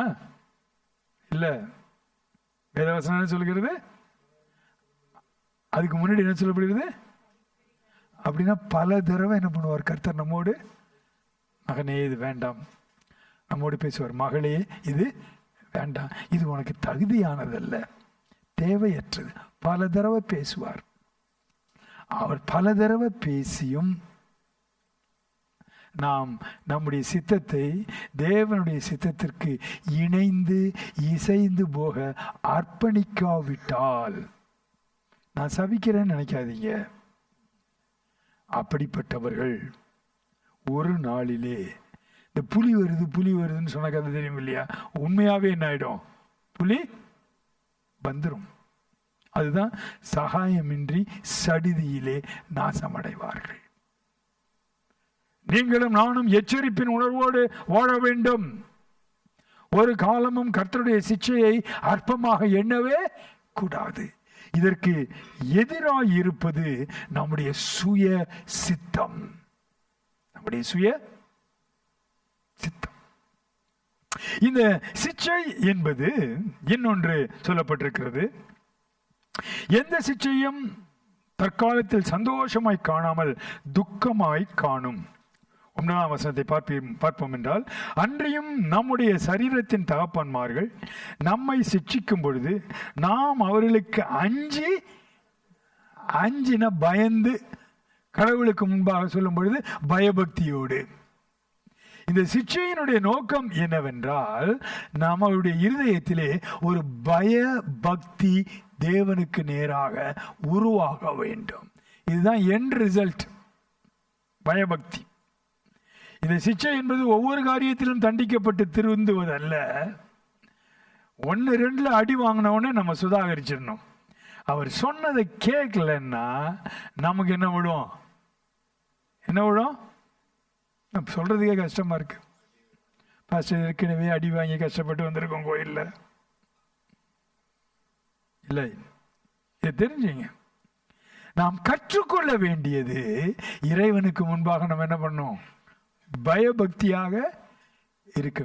சிட்சையினுடைய எதிர்பார்க்கக்கூடிய ரிசல்ட், எக்ஸ்பெக்டட் ரிசல்ட், நாம் நொறுங்கி போவதல்ல, நாம் அழிந்து போவதல்ல, நாம் தேவனை விட்டு விலகுவதல்ல, நாம் தேவனுக்கு முன்பாக அன்பும் பயபக்தியும் உடையவர்களாய் மாற வேண்டும். இது ரொம்ப முக்கியம். அன்பும் பயபக்தியும் நமக்கு வருவதற்காக ஆண்டவர் சிட்சையை அனுமதிக்கிறார் என்று வேதம் சொல்லுகிறது. இங்கே சொல்லப்பட்டிருக்கிறது, தகப்பன் சிட்சியாத புத்திரன். அப்படின்னா எல்லாருக்கும் என்ன இருக்கு? சிட்சை உண்டு. அப்படின்னா நம்ம எல்லாரும் பயபக்தியிலே அன்பிலே வளர்வதற்கு இவைகள் நமக்கு நன்மை செய்கிறது. இவைகள் நமக்கு நன்மை செய்கிறது. அன்பான சகோதர சகோதரிகளே, ஆதி நூற்றாண்டில், 1ஆம் நூற்றாண்டில் அறிவிக்கப்பட்ட கிறிஸ்தவத்திற்கும் இன்று சொல்லப்படுகின்ற கிறிஸ்தவ செய்திகளுக்கும் நிறைய வித்தியாசம் இருக்கு. நீங்கள் ஒவ்வொருவரும் தனியாக உட்கார்ந்து வேதாகமத்தை படித்து பாருங்கள். நமக்கு நல்ல உதாரணம் பெரேயா பட்டணத்து மக்கள். வேத வசனங்கள் இப்படி சொல்லுகிறதா என்று அவர்கள் தினந்தோறும் வேத வசனத்தை ஆராய்ந்து பார்த்தார்கள். இங்கே பவுல் சிட்சையை குறித்து இவ்வளவு எழுதுகிறார். அப்படி என்றால் ஆண்டவர் வேதாகம சரித்திரத்திலே சிட்சையை பயன்படுத்தி இருக்கிறாரா? எல்லாமே ஒரு தியரின்னு ஒன்று உண்டு, அப்புறம் ஒரு அப்ளிகேஷன் ஒன்று உண்டு, சயின்ஸ்ன்னு ஒன்று உண்டு, டெக்னாலஜின்னு ஒன்று உண்டு. Technology is nothing but the application of scientific principles. Gravitational forceங்கிறது சயின்ஸ். பூமியின் மையம் எல்லா பொருட்களையும் தன் பக்கமாக இழுக்கும். அது தியரி. சர் ஐசக் நியூட்டன் அவர்கள் ஆப்பிள் கீழே விழுந்தது, அதை பார்த்து அவர் ஒரு கேள்வி கேட்டார். தேவன் அவருக்கு கிராவிடேஷனல் ஃபோர்ஸை கற்றுக் கொடுத்தார். அது சயின்ஸ். டெக்னாலஜி என்றால் என்ன? இந்த சக்திக்கு மேலான சக்தி இருந்தால் அது உயர உயர பறக்க முடியும். பறந்தார்கள், பறந்து கொண்டிருக்கிறார்கள். அது அப்ளிகேஷன். ஆகவே இங்கே தேவ வசனம் நமக்கு ஆலோசனை சொல்லுகிறது. ஆனால் தேவன் ஆதி முதல் மனிதர்களோடு செயல்பட்டு கொண்டிருக்கும் பொழுது அவர் சிட்சையை பயன்படுத்தினாரா? இதற்கு வேதத்தில் ஆதாரம் இருக்கிறதா என்று நாம் பார்க்க வேண்டும். நீங்கள் ஆதியாகமத்திலிருந்து பார்த்தால் இதற்கு பல சம்பவங்களை பார்க்கலாம். ஆதாமும் ஏவாளும் தேவனுடைய சாயலிலே உருவாக்கப்பட்டார்கள். ஒரு நாளிலே அவர்கள் தேவனுக்கு கீழ்ப்படியாமல் சுய சித்தத்திற்கு தங்களை விட்டுவிட்டார்கள். பிசாசு வந்து தூண்டினானே ஒழிய பிசாசு அவங்கள ஒன்றும் கம்பல் பண்ணல. எல்லா பலியும் யார் மேல போட்டக்கூடாது? பிசாசு வந்து அவங்கள வஞ்சித்தான். அந்த நேரத்திலும் ஆதாமும் ஏவாளும் பிசாசு சொல்லியிருக்கலாம், கொஞ்சம் பேர் சாயந்தரம் வருவார் எங்க டேடி, அவர்கிட்ட கேட்டுட்டு. அன்னைக்கு மட்டும் டேடியை கேட்டுட்டு செய்கிறேன் அப்படின்னு ஆதாமும் ஏவாளும் சொன்ன கதையே வேற மாதிரி இருக்கும். அவங்களுக்கு அதை கேட்டுட்டு வர்றதுக்கு கூட என்ன பண்ணல, நேரம் கொடுக்கல பிசாசு. இவங்களும் கேட்கணும்னு நினைக்கல. இன்னைக்கு கூட அப்படிதான். யார் உங்களை அவசரப்படுத்துறாங்களோ அவங்களுக்கு நீங்க எஸ் சொல்லாதுங்க. அவசரத்தில் தீர்மானம் எடு என்று சொல்லுகிறவர்களும் உங்களை ஏமாற்றலாம். நீங்கள் அவசரமாய் தீர்மானம் எடுத்தாலும் நீங்கள் நஷ்டப்படலாம். உடனே இந்த ஸ்கேம் மாஸ்டர்ஸ்லாம் எப்படின்னா உடனே யார்ட்டையும் கன்சல்ட் பண்ணக்கூடாது. அப்படின்னா என்ன அர்த்தம்? அவனுக்கு உங்கள் மேலே முன்னாடியெல்லாம் உங்கள் பணம் காணாமல் போயிட்டு இருந்துச்சு. இப்போ அவன் என்ன பண்ணுறாங்க அப்படின்னா, உங்கள் அக்கௌண்ட்டில் 10,000 ரூபா விழுந்திருக்கான்னு பாருங்க. ஆமாம் விழுந்திருக்கு, கிளிக் பண்ணுங்க உங்கள் அக்கௌண்ட். இந்த சின்ன மீனை போட்டு பெரிய மீனை பிடிச்சாங்க இல்லையா, அந்த கதை. டைம் கொடுக்காம பண்ணுவது. ஆனால் தேவன் ஆதாம் ஏவாளை தண்டித்தாரா சிட்சித்தாரா? என்ன சொன்னீங்க? தண்டித்தார். என்ன தண்டித்தாரன்னு சிச்சித்தாரா? சொல்லுங்க பாப்போம். எலெக்ஷன் வர்ற மாதிரி இதுவும் கேள்வி. ஆண்டவர் ஆதாம் ஏவாளை அழிக்கவில்லை. தண்டனை என்பது அழிவிலே முடியும். சிட்சிப்பு என்பது ரெஸ்டோரேஷன்ல முடியும். மீண்டுமாக தம்பக்கமாக சேர்த்துக் கொள்வதற்கு தேவன் ஒரு வழியை உண்டு பண்ணினார். ஆதாம் ஏவாளுக்கு சந்ததியே இல்லாமல் ஒழித்து இருக்கலாம். அப்படி அல்ல, அவரே அந்த சந்ததியிலே பிறந்து மீண்டுமாக மனுக்குலத்தை தன் பக்கமாக சேர்த்து கொண்டார். ஆகவே தோட்டத்தை விட்டு விரட்டப்பட்டது சிட்சையின் ஒரு பகுதி. என்ற பின்னாட்களிலே முதலாம் ஆதாம், ஒரு விதத்தில் பார்த்தால் ஆதாமும் ஏவாளும், those two persons, அவர்கள் தண்டிக்கப்பட்டார்கள். ஆனால் ஆதாம் ஏவாளினுடைய சந்ததி என்று பார்த்தால் அவர்கள் மீட்கப்பட்டார்கள். ஆண்டவர் சிட்சையை கொடுத்து மக்களை தன் பக்கமாக அரவணைக்கிறவர். இதை நாம் அறிந்து கொள்ள வேண்டும். எத்தனையோ சம்பவங்கள் சொல்லப்பட்டிருக்கிறது. எல்லாமே இனிமேல் நீங்கள் சிட்சை என்ற கண்ணோட்டத்தோடு நீங்கள் ஒவ்வொரு வேதனையையும் பாருங்கள். உங்களுடைய சுய சித்தத்தின்படியே நீங்கள் செய்த தீர்மானங்கள் உங்களை பிரச்சனைகளுக்குள்ளே கொண்டு போய் வைக்கும் பொழுது தேவன் உங்களுடைய கவனத்தை தம்பக்கமாக திருப்ப, அது மட்டுமல்ல மீண்டுமாக தம்முடைய பூரண சித்தத்தை அவர் உங்களிலே நிறைவேற்ற அவர் அனுமதிக்கிற சில காரியங்கள் உண்டு. அதுதான் தேவனுடைய சிட்சை. தேவனுடைய சிட்சை என்று வேதம் சொல்லுகிறது. நீங்கள் இந்த சிட்சையை குறித்து அறிந்து கொள்வதற்கு முன்பதாக நீங்கள் யோவான் எழுதிய இயேசுவின் சுவிசேஷத்திலே சித்தத்தை குறித்து அறிந்து கொள்வது அவசியமாக இருக்கின்றது. தயவு செய்து யோவான் எழுதிய இயேசுவின் சுவிசேஷம் 1ஆம் அதிகாரத்திற்கு வாருங்கள்.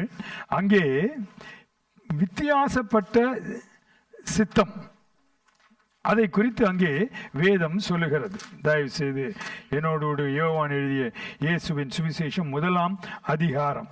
இந்த 1ஆம் அதிகாரத்திலே 13ஆம் வசனத்தை படியுங்கள்.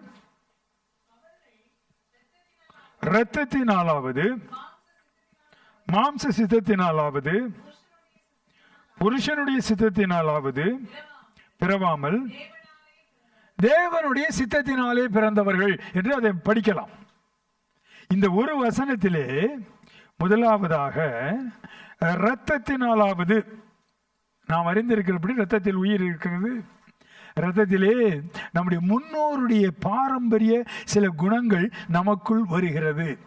எப்படி டிசீசஸ் அதை ஜெனரேஷன் மூலமாக ஹெரிடிட்டரி என்று சொல்கிறோம் அல்லவா, முற்பிதாக்களிடத்திலிருந்து நமக்கு அதை போல சில செயல்கள், சில தீர்மானங்கள் அப்படி வருகிறது.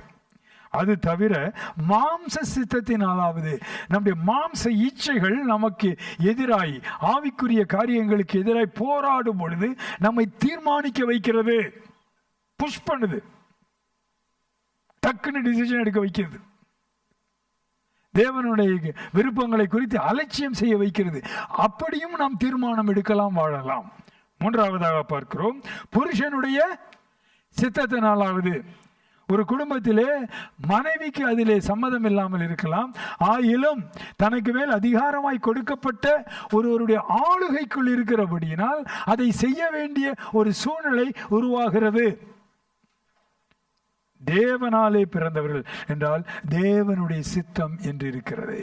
இந்த சிச்சையினுடைய மிக முக்கியமான காரியம் என்னவென்றால், நம்முடைய மாம்ச தீர்மானங்கள், மாம்ச சித்தம், மனுஷ சித்தம், நம்முடைய வாழ்க்கையிலே சுய சித்தம், இவைகள் தேவனுக்கு எதிராய் தொடர்ந்து போராடி நம்மை வீழ்த்தி கொண்டிருக்கும் பொழுது தேவன் சில காரியங்களை அனுமதிக்கிறார். இதிலே அந்த வேதனை முக்கியமல்ல, அந்த காலம் முக்கியமல்ல, யார் மூலமாய் வருகிறது என்பது முக்கியமல்ல. நம்முடைய சித்தத்தை நாம் தேவனுக்கு அர்ப்பணிக்க கற்றுக்கொள்ள வேண்டும். இதுவே மிக முக்கியம். இல்லாவிட்டால் it will only be a painful experience. ஆண்டவரே, உம் சித்தத்திற்கு நான் என்னை அர்ப்பணிக்கிறேன் என்று நாம் கற்றுக்கொள்ளாவிட்டால் இது காயமாகத்தான் மாறும், வடுவாகத்தான் மாறும், இழப்பாகத்தான் மாறும். ஏன் சில வேளைகளிலே நம்மை தேவனை விட்டு தூரம் கொண்டு போய்விடும். நாம் எச்சரிக்கையாய் இருக்க வேண்டும் என்பதற்காகவே தேவன் இந்த காரியங்களை நமக்கு கற்றுக் கொடுக்கிறார். தேவனுக்கு விரோதமாக சித்தம் எப்படி செயல்படுகிறது என்பதை குறித்து வேதாகமத்திலே எத்தனையோ பேரை பார்க்கிறோம். சாலமோன் ஞானி, ஆனால் ஒரு காலத்திலே அவன் மாம்ச சித்தத்திற்கு இடம் கொடுத்தான். அவன் வாழ்க்கையை வீணாய் போய்விட்டது. தேவனுக்கு இருதயத்திற்கு ஏற்றவன் தாவீது. ஆயினும் சில நேரங்களிலே அவன் பெருமைக்கு இஸ்ரவேலர்களை எண்ணி பார்க்க வேண்டும். படைத்தளபதி யோபாப் சொல்லுகிறான், வேண்டாம், இந்த கவுண்டிங் பிசினஸே வேண்டாம், இப்பொழுது இருக்கிறத விட இன்னும் பல மடங்கு இஸ்ரவேலின் ஜனங்கள் பெருகட்டும். ஏன்? அந்த எண்ணிக்கை வந்த உடனே என்ன ஆயிடும்? பெருமை. ஓட் ஷேர்ன உடனே தூங்கினாவே அவங்களுக்கு சீஃப் மினிஸ்டர் தான் கனவு வருது. ஏன்னா அவங்களுக்கு ஓட் ஷேர் என்ன ஆகுது? இன்க்ரீஸ் ஆகுது. உங்களுக்கு சார், உங்களுக்கு 30% இருக்கு சார், ஆனால் ஜெயிக்கிறதுக்கு இன்னும் 5% வேணும். அதனால அந்த 5% எங்க இருக்கு? என்கிட்ட இருக்கு. நான் 5% கொடுத்தாதான் நீங்க என்ன பண்ண முடியும்? ஜெயிக்க முடியும். ஜார்க்கண்ட்னு ஒரு மாநிலம் இருக்கு, தெரியுமா உங்களுக்கு? எப்படி தெரியுமா? டோனி ஊரும்பீங்க. அது ஒரு நல்ல இடம், நிறைய கிறிஸ்டியன்ஸ் ரெஸ்பான்ஸ் இருக்கக்கூடிய ஒரு. அந்த ஊர்ல ஒரு வினோதமான ஒன்று நடந்தது. காங்கிரஸ்க்கு 18 பேர், பிஜேபிக்கு எவ்வளவு? 18 பேர். 2 பேர் இண்டிபெண்ட். அது ஒருத்தர் வந்து நாமினேட்டட், ஜெயிச்சவர் ஒருத்தர். இப்போ 19 பேர். இந்த பக்கம் எத்தனை பேர் இருக்காங்க? 14. இந்த பக்கம் எத்தனை பேர் இருக்காங்க? அந்த ஒரு இண்டிபெண்ட் என்ன சொன்னார்னா, என்ன யார் சீஃப் மினிஸ்டரா ஏத்துக்கிறியோ அவங்களுக்கு நான் என்ன பண்ணுவேன் சார், நான் 14 சீட்டு வச்சிருக்கேன், கஷ்டப்பட்டு கோடி கோடியா செலவு பண்ணேன். அவன் அந்த ஆள் பார்கெயின் பண்ணான். நான் வந்தா தானே உங்களுக்கு ஆட்சியை அமைக்க முடியும். என்ன அப்படி ஒரு ஆட்சி அமைச்சு 2.5 வருஷம் இருந்தாருங்க. எத்தனை சீட்டு? ஒரே ஒரு சீட்டு, ஒரே ஒரு சீட்டு. ஒரு சீட்டில் அப்படி இருந்தார் 2.5 வருஷம். அதுக்கடுத்து மற்றவங்களாம் இந்த ஆள்கிட்ட வச்சுக்கிட்டு கஷ்டப்படுறதை விட அடுத்த எலெக்ஷனுக்கே போயிடலான்னு கவுத்து விட்டு அவங்க அடுத்த எலெக்ஷனுக்கு போயிட்டாங்க. அதாவது சில வேளைகளிலே சில ஆசைகள் நிறைவேறுவதற்கு நாம் நம்முடைய இச்சைகளுக்கு இடம் கொடுத்து விடுகிறோம். கேர்ஃபுல்லா இருக்கணும், கேர்ஃபுல்லா இருக்கணும். தேவனுடைய சித்தத்தை அறிந்தவர்களுக்கு சிச்சை வரும். தேவனுடைய சித்தத்தை அறிந்து சிச்சையை அனுபவித்த வாழ்க்கை எத்தனையோ உண்டு வேதாகமத்திலே, பழைய ஏற்பாட்டிலும் புதிய ஏற்பாட்டிலும். அனானியா சப்பீரால் சிச்சை பெறவில்லை, அவர்கள் அழிந்தே போனார்கள். ஏனென்றால் அது அழிவிலே முடிந்தது, அது சிச்சை அல்ல. ஒரு நல்ல உதாரணம் யோனா. யோனானா எல்லாருக்கும் தெரியும், ரொம்ப நேரம் எக்ஸ்பிளைன் பண்ண வேண்டிய அவசியம் இல்லை. யோனாவை பற்றி ரொம்ப விவரம் பண்ண வேண்டியதில்லை. ஏன்னா நம்மளும் யோனா மாதிரி ட்ராவல் பண்ண ஆள்.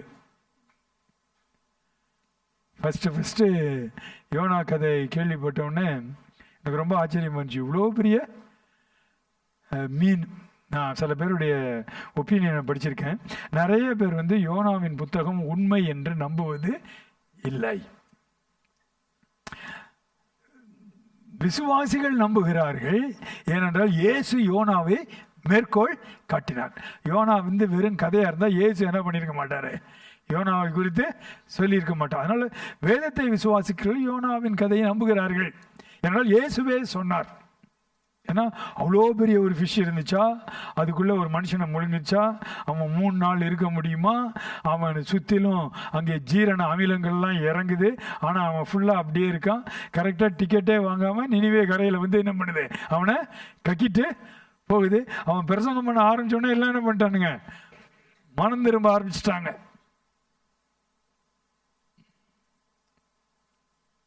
பல ஆண்டுகளுக்கு பிறகு நான் ஒரு நாள் ஒரு நியூஸ் படித்தேன். எனக்கு ஒரு பிரச்சனை இருந்துச்சு, எனக்கு இல்லை. இந்த ஆஸ்மா போகிறதுக்கு ஹைதராபாத்தில் ஒரு வைத்தியம் இருக்குன்னு படித்தேன். நீங்கள் படிச்சிருக்கீங்களே தெரியல. அங்கே போனீங்கன்னா 2 பேர் இருப்பாங்களாம். எப்படி புத்தூருக்கு போனால் கையை உடைக்கிறது 2 பேர் இருப்பாங்கல்ல, அந்த மாதிரி 2 பேர் இருப்பாங்களாம். வாய் என்ன பண்ணுவாங்களாம், திறந்து வச்சு அதுக்குள்ளே உயிரோடு என்ன பண்ணுவானா, என்ன பாஸ்டர் நீங்கள் உயிரோட மீன், நாங்கள் வறுத்த மீன் சாப்பிட்டே வாழ்ந்தவங்கன்னு நீங்கள் சொல்கிறீங்க. நமக்கெல்லாம் அனுபவம் நம்ம மீனை சாப்பிட்டு தான் அனுபவம். ஆனால் இந்த அனுபவம் பார்த்து கேட்டால் மீன் என்ன, நீங்கள் நினைக்கிறீங்களா? ஹெவனுக்கு போனால் இங்கே செல்ஃபி எடுத்து பழகின கும்பல் அங்கே போய் ஃபஸ்ட்டு யோனா பக்கத்தில் போய் நிற்கும். சார் உங்களை பற்றி படித்தவன் கேள்விப்பட்டேன் என்னென்னு. யோனாவினுடைய கதையிலே ஆச்சரியமான காரியங்கள் பல உண்டு. ஊரே மனம் திரும்பி ரெட்டுடுத்தி தீர்க்க தரிசனம் உரைக்கப்பட்ட பிறகு ஃபுல் சிட்டி மனம் திரும்பியது அந்த நினிவே பட்டணத்தில். அந்த மாதிரி ஒரு பெரிய ரிவைவல் வேதாகமத்தில் வேற எங்கேயுமே இல்லை. அவ்வளோ பெரிய ஆள் தெரியுங்க. அவங்க யாரும் யூதர்களும் இல்லை, கிறிஸ்தவர்களும் அல்ல. இந்த யோனாவினுடைய வாழ்க்கையை 3 பகுதியாக பிரிக்கலாம். ஒன்று, யோனா தேவனை விட்டு ஓடினான். He ran away from God. அதுதான் யோனா ஸ்டோரியில 1. 2வது, யோனா தேவனை நோக்கி ஓடினான். இது 2வது ஸ்டோரி செக்ஷன். 3வது, தேவனும் யோனாவும் இணைந்து ஓடினார்கள். அல்லேலூயா. இவ்வளவுதாங்க யோனா ஸ்டோரி. பாஸ்டர் மீன் கப்பல்லாம் சொல்லுவீங்கன்னா அதெல்லாம் சொல்ல, நம்ம தான் கப்பலில் போயிட்டு அலசடிப்பட்டு நமக்கு வாழ்க்கை படகையில் எத்தனை பேர் நம்ம அலசடிப்பட்டிருக்கோம், எத்தனை பேர் நம்மளை தூக்கி தொப்புன்னு கடலில் போட்டிருக்கான். பேரை சொன்னால் சில பேர் இங்கேயே இருக்கலாம், அதெல்லாம் சொல்லக்கூடாது. ஆனால் அடிப்படை என்ன, தேவ சித்தம் அறிந்து அவன் அதை விட்டு விலகி ஓடினான். அப்பொழுது என்ன ஆச்சு, அவன் டிக்கெட் வாங்கிட்டு கப்பல்ல போனான். கப்பல்ல இருக்கிற எல்லாருக்கும் பிரச்சனைன்னு தெரியுது, ஆனா இவனுக்கு என்ன பண்ணல. நீங்க எல்லாம் கவனம் ஆயிட்டீங்க. இந்த சிச்சையுடைய ஒரு பெரிய பிரச்சனை என்னன்னா, எல்லாரும் நம்ம கஷ்டப்படுறோம்னு சொல்லுவாங்க, ஆனா நமக்கு மட்டும் அது சிச்சைன்னு என்ன பண்ணாது தெரியாது. நம்ம என்ன பண்ணுவோம், ஜாலியா. சிச்சையோட ப்ராப்ளம்னா நீங்க மட்டும் கஷ்டப்பட மாட்டீங்க, உங்களை சுத்தி இருக்கிறவங்கெல்லாம் அவங்கெல்லாம் கஷ்டப்படுவாங்க, அதனால உங்களுக்கு கஷ்டமே என்ன பண்ணாது. அதான் சிச்சை. அதனாலதான் சிச்சை. இவர் பாட்டு ஜாலியா தூங்கிட்டு இருக்காரு, எல்லாம் கப்பலில் இருக்க பொருளை தூக்கி போடுறாங்க, புயல் அடிக்குது. ஒருவர் ஒரு குடும்பத்தில் தேவ சித்தத்துக்கு விரோதமாக செயல்படும் பொழுது சிச்சைகள் வரும். ஆனா அந்த நேரத்தில் நம்ம பண்றது என்ன தெரியுமா, உங்களால தான் வந்துச்சுன்னு அப்பவும் நம்ம மற்றவங்களை பாயிண்ட் பண்ணுவோமே ஒழிய, இது நம்மால வந்துச்சுன்னு நம்ம என்ன பண்ண மாட்டோம், அக்செப்ட் பண்ணவே மாட்டோம். யோனா பெஸ்ட் எக்ஸாம்பிள். கடைசியில் என்ன பண்ணாங்க, யோனாவை தூக்கி எங்க போட்டாங்க, கடலுக்குள்ள போட்டாங்க. Unless you begin to deal with chastisement, your problem will not be solved. நீங்கள் இந்த பிரச்சனை தானா போயிடும் நினைக்காதீங்க. சிச்சையினுடைய காலத்தை உங்களால் குறைக்கவும் முடியும், உங்களால் நீட்டவும். ஹலோ, சிச்சையினுடைய காலத்தை நீங்க என்ன பண்ணலாம், குறைக்கலாம். எப்படி குறைக்கலாம், கீழ்ப்படிதலின் மூலமாக குறைச்சிடலாம். Matter over.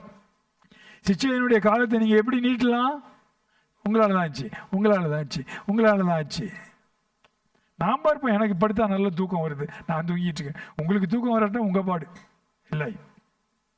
யோனா தேவனுடைய சித்தத்தை அறிந்து விலகி ஓடினான். இப்பொழுது அவன் சொல்றான், என்னை தூக்கி எங்க போடுங்க? கடலுக்குள்ள போடுங்க.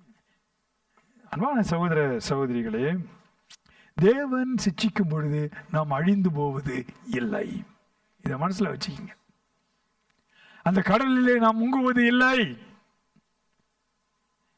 அந்த மீன் நம்ம சாப்பிட்டு ஏப்பம் விடுவது இல்லை. பெரிய மீன் தாங்க, பிராவளம் பெருசுதான், ஆனா அது என்ன முழுங்குவதில்லை. சொல்லுங்க பார்ப்போம். பிராவளம் பெருசுதான், ஆனா அதை என்னை முழுங்க கர்த்தர் அனுமதிக்க மாட்டார். பெரிய ப்ராப்ளம். அந்த மீன் எவ்வளவு பெருசா இருக்கும்? ஒரு 6 அடி மனுஷன் உள்ள உட்கார்ந்து இருக்கான்னா அந்த மீன் எவ்வளவு பெருசா இருக்கும்? அவ்வளவு பெருசா இருக்கும். நீங்க நினைக்கிற மாதிரி இந்த டால்பின் சிட்டியில சின்ன மீனை போட்டு அலைய வைக்கிறாங்களே பெரிய திமிங்கலத்தை, அந்த மாதிரி கிடையாது. இது சைஸே பெருசு. ஆண்டு வாய்க்குள்ள வாயும் பெருசு. என்னது சொல்ல மாட்டேங்கிறீங்களா? வாயும் பெருசு, வாயும் பெருசு, குடலும் பெருசு, சைஸும் பெருசு. ஆனால் யோனா அந்த சிச்சையின் காலத்தை எப்படி குறுக்கினான் அப்படின்னா அதை நாம் பார்ப்போம். அது மிக முக்கியம். அந்த 2ஆம் வசனம், 2ஆம் அதிகாரம். அந்த மீனின் வயிற்றிலிருந்து யோனா தன் தேவனாகிய கர்த்தரை நோக்கி விண்ணப்பம் பண்ணினான். ஹல்லேலூயா. உங்க சிச்சையின் காலத்தை ஒரு ஜெபம் மாற்றிடுங்க. கரெக்டா சொல்றதுன்னா சிச்சையின் காலத்தை ஜெபம் மட்டும்தான் மாற்றும். வேற எதுவும் என்ன பண்ணாது. அவன் விண்ணப்பம் பண்ணினான். அதுக்கு பிறகு என்ன நடந்துங்கிறது யோனாவே எழுதுகிறார். என் நெருக்கத்தில் நான் கர்த்தரை நோக்கி கூப்பிட்டேன். என் நெருக்கத்தில் நான் பிளேம் கேம் ஆடல. அவங்க காரணம், இவங்க காரணம், இதெல்லாம் சொல்லாது. நெருக்கத்தில் யாரை கூப்பிடணும்? பிரச்சனை யார் மூலமாக வந்திருந்தாலும் பரவாயில்ல ஆண்டவரே, இப்போ நான் சோர்ஸ் ஆஃப் த ப்ராப்ளத்தை ரிசர்ச் பண்ண விரும்பல. I need deliverance. எனக்கு தேவை விடுதலை. என் ஆபத்திலே கர்த்தரை நோக்கி கூப்பிட்டேன். அவர் எனக்கு உத்தரவு அருளினார். நான் பாதாளத்தின் வயிற்றிலிருந்து கூக்குரலிட்டேன். நம்ம எல்லாரும் படிக்கலாமே பைபிள் ரீடிங். நம்ம சர்ச்சில் ஒரு டைம் இல்லாட்டினாலும் இதை படிப்போமே. 2ல இருந்து படிப்போமா எல்லாரும்? என் நெருக்கத்திலே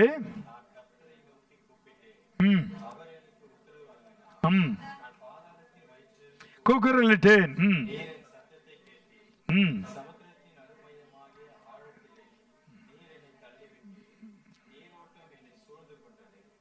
உம்முடைய வெள்ளங்களும் அவைகளும் எல்லாம் என்மேல் புரண்டது. நான் உமது கண்களுக்கு எதிரே இராதபடிக்கு தள்ளப்பட்டேன். ஆகிலும் இன்னமும் பரிசுத்த ஆலயத்தை நோக்குவேன் என்றேன்.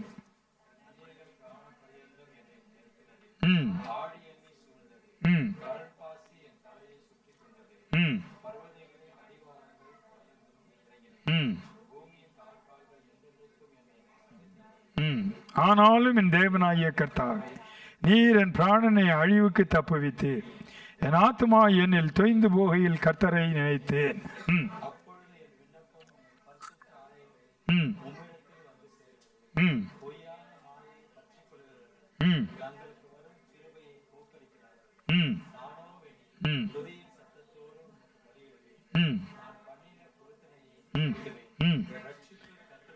ரட்சிப்பு கர்த்தருடையது என்றான். அப்புறம்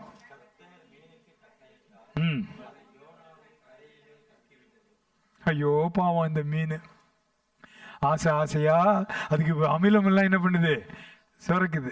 நீங்க மீன் வாங்கி வறுக்கிறப்ப மசாலா போடுவீங்க இல்லையா? அப்படியே அவிச்சு கொடுத்தா சாப்பிட முடியுமா? மசாலா தடவுனா, இல்லைன்னா பார்பிக்யூ சிக்கன்லாம் அப்படி இப்படிலாம் பண்ணுறாங்கல்ல, அது மாதிரி அது இப்போ நல்ல இறையா இன்னைக்கு ஒன்று மாட்டிச்சு அப்படின்னு இது வரைக்கும் சுரக்காத அமிலமெல்லாம் அந்த மீனுக்கு என்ன பண்ணியிருக்கோம், சுரந்துக்கிட்டு இருந்துச்சு. அதையெல்லாம் பார்க்குறாரு யோனா உள்ளே இருந்து. திடீர்னு இந்த உள்ள வந்த இறை அது அப்படியே அதை மயங்கி போய் அப்படியே சொருகி சொங்கி சோர்ந்து போகாம உள்ள வந்த இறை என்ன பண்ணுது? பேசுது. ஹலோ, உள்ள வந்த இறை முதல்ல அது என்ன பேசுதுன்னு பார்த்தப்ப அது ஜெபம் பண்ணுது. உள்ள வந்த இறை நமக்கு தெரியும் யோனா இருக்காருன்னு, ஆனால் மீனுக்கு என்ன தெரியும்? கர்த்தருக்கு சோத்திரம், இன்னைக்கு பெரிய ஒரு உணவு கிடைச்சிச்சு அப்படின்னு நினைச்சிட்டு இருக்கோம். முதல்ல ஜெபத்தில் ஆரம்பிக்கிறாரு, நானோ துதியின் சத்தத்தோடு உமக்கு. ஜெபமும் துதியும் வந்த உடனே மீனுக்கு லூஸ் மோஷன், வயிற்று அப்செட் ஆன மாதிரி ஆகி போச்சுங்க. உடனே அது என்ன பண்ணிச்சான்? கரைக்கு வந்து, ஐயோ இவனை வச்சிருந்தா நமக்கு. பிரச்சனைகள் உங்களை விட்டு ஓடிவிடும் எப்பொழுது நீங்கள் சுய சித்தம் செய்வதிலிருந்து மனம் திரும்பி தேவ சித்தத்திற்கு உங்களை அர்ப்பணிக்கும் பொழுது. அதுவே வந்து என்ன பண்ணிடுமா? உங்களை கக்கிரும். பக்கத்தில் பாச்சுங்க, பிரச்சனை நம்மளை வாமிட் பண்ணிடும். பிரச்சனை நம்மளை அப்படின்னா என்ன? பிரச்சனை நம்மளை சால்வ் பண்ணாது. பிரச்சனைகள் எல்லாம் பிசாசு அப்பா விட்டா போதுன்னு ஓடிடுவான். தெரியாத ஆள்கிட்ட வந்து மாட்டிக்கிட்டப்பா ஓடிடுவான். யோனாவின் கதை ஒரு அற்புதமான சம்பவம். சுய சித்தத்தினால் தேவனை விட்டு ஓடியவர்களும் திரும்ப வரும் பொழுது தேவன் அவர்களை ஏற்றுக்கொள்கிறார். இப்பொழுது யோனா தேவனுடைய வார்த்தையோடு புறப்பட்டு போகிறார். இப்பொழுது யோனாவும் தேவனும் இணைந்து நினிவே பட்டணத்துக்கு போகிறார்கள். அல்லேலூயா. யோனாவுடைய கேரக்டர் ஃபுல்லா டிரான்ஸ்ஃபார்ம் ஆச்சோ இல்லையோ தெரியல. கடைசியில் கொஞ்சம் எரிச்சல் என்ன பண்ணியிருந்திருக்கு அவருக்கு இருந்திருக்கு. அந்த காரணத்துக்குள்ள நம்ம போகல. ஆனா அவர் வந்த நோக்கம் நிறைவேறிச்சா? அந்த மக்கள் மனம் திரும்பினார்களா? மீன் வயிற்றுல இவரு ஜீரணமாகாம வெளியே வந்தாரா? உங்கள் பிரச்சனைகளும் உங்கள் பிசாசுகளும் உங்களை விழுங்கி ஜீரணிப்பது இல்லை. அல்லேலூயா. ஆனால் நீங்களும் நானும் செய்ய வேண்டியது ஒன்று, தேவ சித்தத்திற்கு, தேவனால் சொல்லப்பட்டவைகளுக்கு, அறிந்தவைகளுக்கு, பலமுறை நமக்கு சொன்னவைகளுக்கு நாம் நம்மை அர்ப்பணிப்போம், கீழ்ப்படிவோம், திரும்பி வருவோம். மற்றவர்கள் காரணம் என்று சொல்வதை விட்டுவிட்டு நான் திரும்பி வருகிறேன் என்று சொல்லுவோம். தேவன் நம்மை அவரோடு அரவணைத்துக் கொள்வார். நாம் இணைந்து பயணம் செய்வோம். நம்மிலே தேவன் கொண்டிருக்கிற அவருடைய தேவ நோக்கம் நிச்சயமாய் நிறைவேறும். ஹல்லேலூயா. எழுந்து நின்று நாம் ஜெபம் செய்வோம். ஆண்டவரை பார்த்து சொல்லுவோம், ஆண்டவரை இந்த காலை வேளையிலே, ஆண்டவரே என் வாழ்க்கையில் வருகிற உபத்திரவங்கள் எல்லாம் பிசாசின் உபத்திரவங்கள் என்று நான் குழப்பிக் கொள்ளாமல், என் வாழ்க்கையில் வருகிற கஷ்டங்கள் எல்லாம் பொல்லாத மனிதர்கள் தான் காரணம் என்று மற்றவர்களை குறை சொல்லி வெறுக்காமல், இது என் சுய சித்தத்தினால், தேவனுடைய சித்தத்துக்கு விரோதமாய் நான் எடுத்த முடிவுகளினால் வந்த சிச்சையா என்று என்னை நான் நிதானிக்க எனக்கு உதவி செய்யும். அதே வேளையிலே ஆண்டவரே, யோனாவை போல திரும்பி உம்மிடத்தில் வர எனக்கு உதவி செய்யும். உமோடு கூட தனியாக குடும்பமாக இணைந்து இசைந்து முன்னேற உதவி செய்யும். எங்கள் சிச்சைகள் கொஞ்ச காலம், எங்கள் சிச்சைகள் ஆரம்பத்தில் கடினமாக இருந்தாலும் இறுதியிலே எங்களுக்கு அது மகிழ்ச்சியையும் மேன்மையும் கொண்டு வரும். ராஜகுமாரன் ஒருவன் ஒரு சாதாரண குதிரை ஓட கற்றுக்கொள்ளும் பொழுது அந்த கோச், அந்த பயிற்சியாளருக்கு தன்னை ஒப்பு கொடுப்பான். அவர் திட்டுவாரு, அடிப்பாரு, தட்டுவாரு. சில வேளையில குதிரையில் ஏறி உட்கார தெரியாம வலிக்கு கீழே விழுந்து அடி விழுந்ததெல்லாம் உண்டு ராஜகுமாரனுக்கு. ஆனால் ஒரு நாளிலே அவன் பட்டத்து இளவரசனாவான். இன்னொரு நாளிலே அவன் ராஜ கிரீடம் தரிப்பிக்கப்பட்டு ஒரு ராஜாவாய் மாறுவான். யுத்தங்களை முன்னின்று நடத்துவான். அன்று நினைப்பான், என்னுடைய சிச்சை போன்ற பயிற்சிகள், என்னுடைய ஆரம்ப காலத்து வேதனைகள் என்னை உருவாக்கியது என்று அவைகளுக்காக நன்றி சொல்லுவான். தனக்கு கற்றுக் கொடுத்த குருமார்களுக்கு அவன் பரிசுகளை கொடுப்பான். நாள் ஒன்று வருகிறது. மீனின் வயிற்றிலிருந்து யோனாவை தப்புவித்தது போல தேவன் உங்களை விழுங்கி இருக்கிற பிரச்சனையிலிருந்து, உங்கள் பிள்ளைகளை விழுங்கி இருக்கிற பிரச்சனைகளிலிருந்து அவர் விடுவிப்பார். அந்த பிரச்சனைகள் உங்களை அழிப்பது இல்லை. அவைகளிலிருந்து உங்களையும் உங்கள் குடும்பத்தையும் மீட்டெடுப்பார். நாளிலே கர்த்தர் சொல்லுகிறார், என் மகனே மகளே, நான் உன்னை நேசிக்கிறபடியினால் உன்னை சிட்சிக்கிறேன். நீ சோர்ந்து போகாதே. என் சித்தத்தை அறிந்து உன் சித்தம் எனக்கு கீழ்ப்படியும்படி உன்னை நீ அர்ப்பணிக்க வேண்டும் என்று அன்போடு அழைக்கிறேன். நம்ம எல்லாரும் கரங்களை உயர்த்தி ஆண்டவரை பார்த்து சொல்லுவோமா? ஆண்டவரே, உம்முடைய சித்தத்தை நான் செய்ய என்னை மீண்டுமாக இந்த காலை வேளையிலே அர்ப்பணிக்கிறேன். ஆண்டவரே, ஒவ்வொரு நாளும் உம்மோடு இணைந்து இசைந்து உம் சித்தத்தை நிறைவேற்ற எனக்கு உதவி செய்யும்.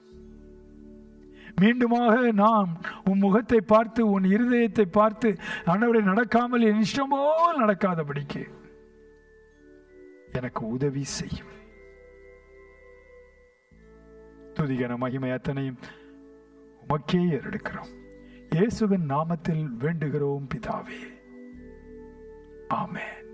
ஆமென். God bless you. God be with you. தயவு செய்து உட்காருங்கள்.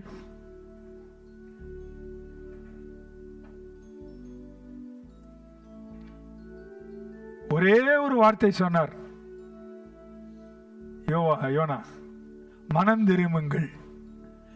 40 நாட்களிலே நினிவே பட்டணம், அந்த பட்டணமே மனம் திரும்பியது. நீங்களும் தயவு செய்து நற்செய்தியை சொல்லுங்கள். அது என்ன நற்செய்தி? மனம் திரும்புங்கள். இயேசு சீக்கிரம் வரப்போகிறார். ஹல்லேலூயா. இதுவரையிலும் மனம் திரும்பாதவர்கள் நிச்சயமாய் மனம் திரும்புவார்கள். இப்பொழுது ஒரு பாடலை பாடுவோம். அந்த வேளையிலே கர்த்தருக்கென்று காணிக்கை கொடுக்க விரும்புகிறவர்கள் காணிக்கை கொடுக்கலாம்.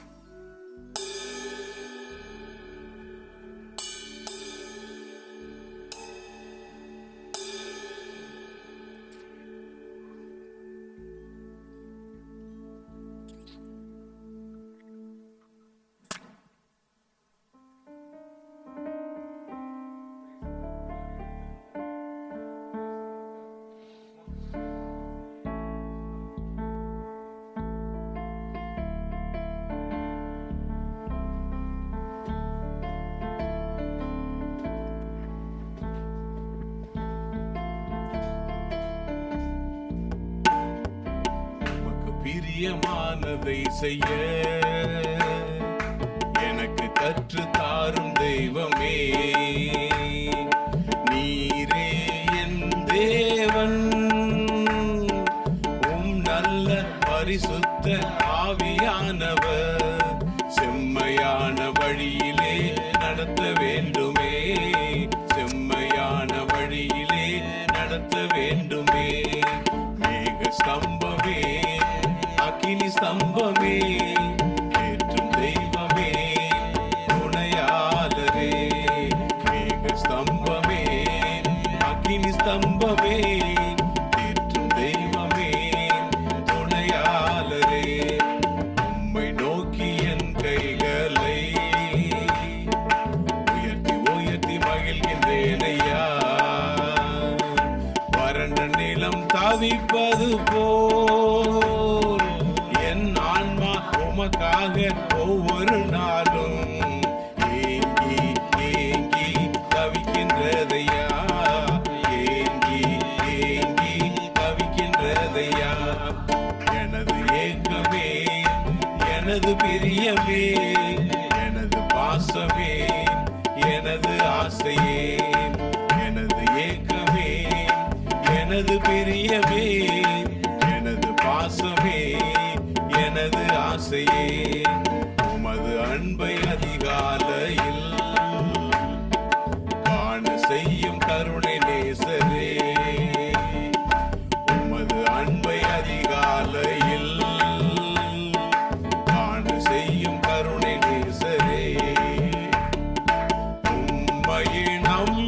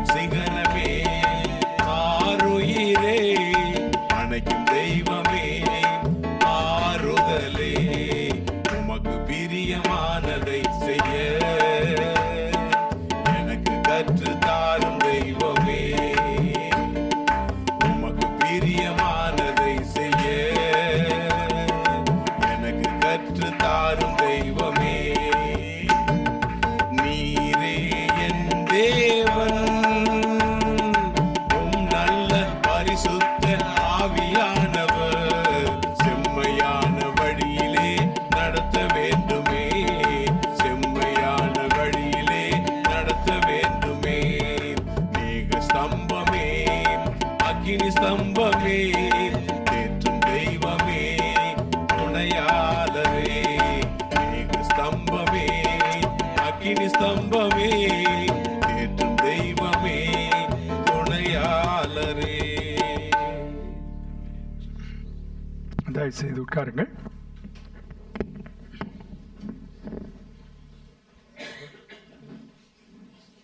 ஆண்டவருடைய நாமத்துக்கு மகிமை உண்டாவதாக. இப்பொழுதும் இன்டர்நெட் மூலமாக இணைந்திருக்கிற ஒவ்வொருவருக்கும் நன்றி சொல்லி விடை கொடுக்கிறோம். பதிவு செய்யப்பட்ட இந்த ஆராதனையை பார்க்கிற உங்களையும் கர்த்தர் ஆசீர்வதிப்பாராக. God bless you.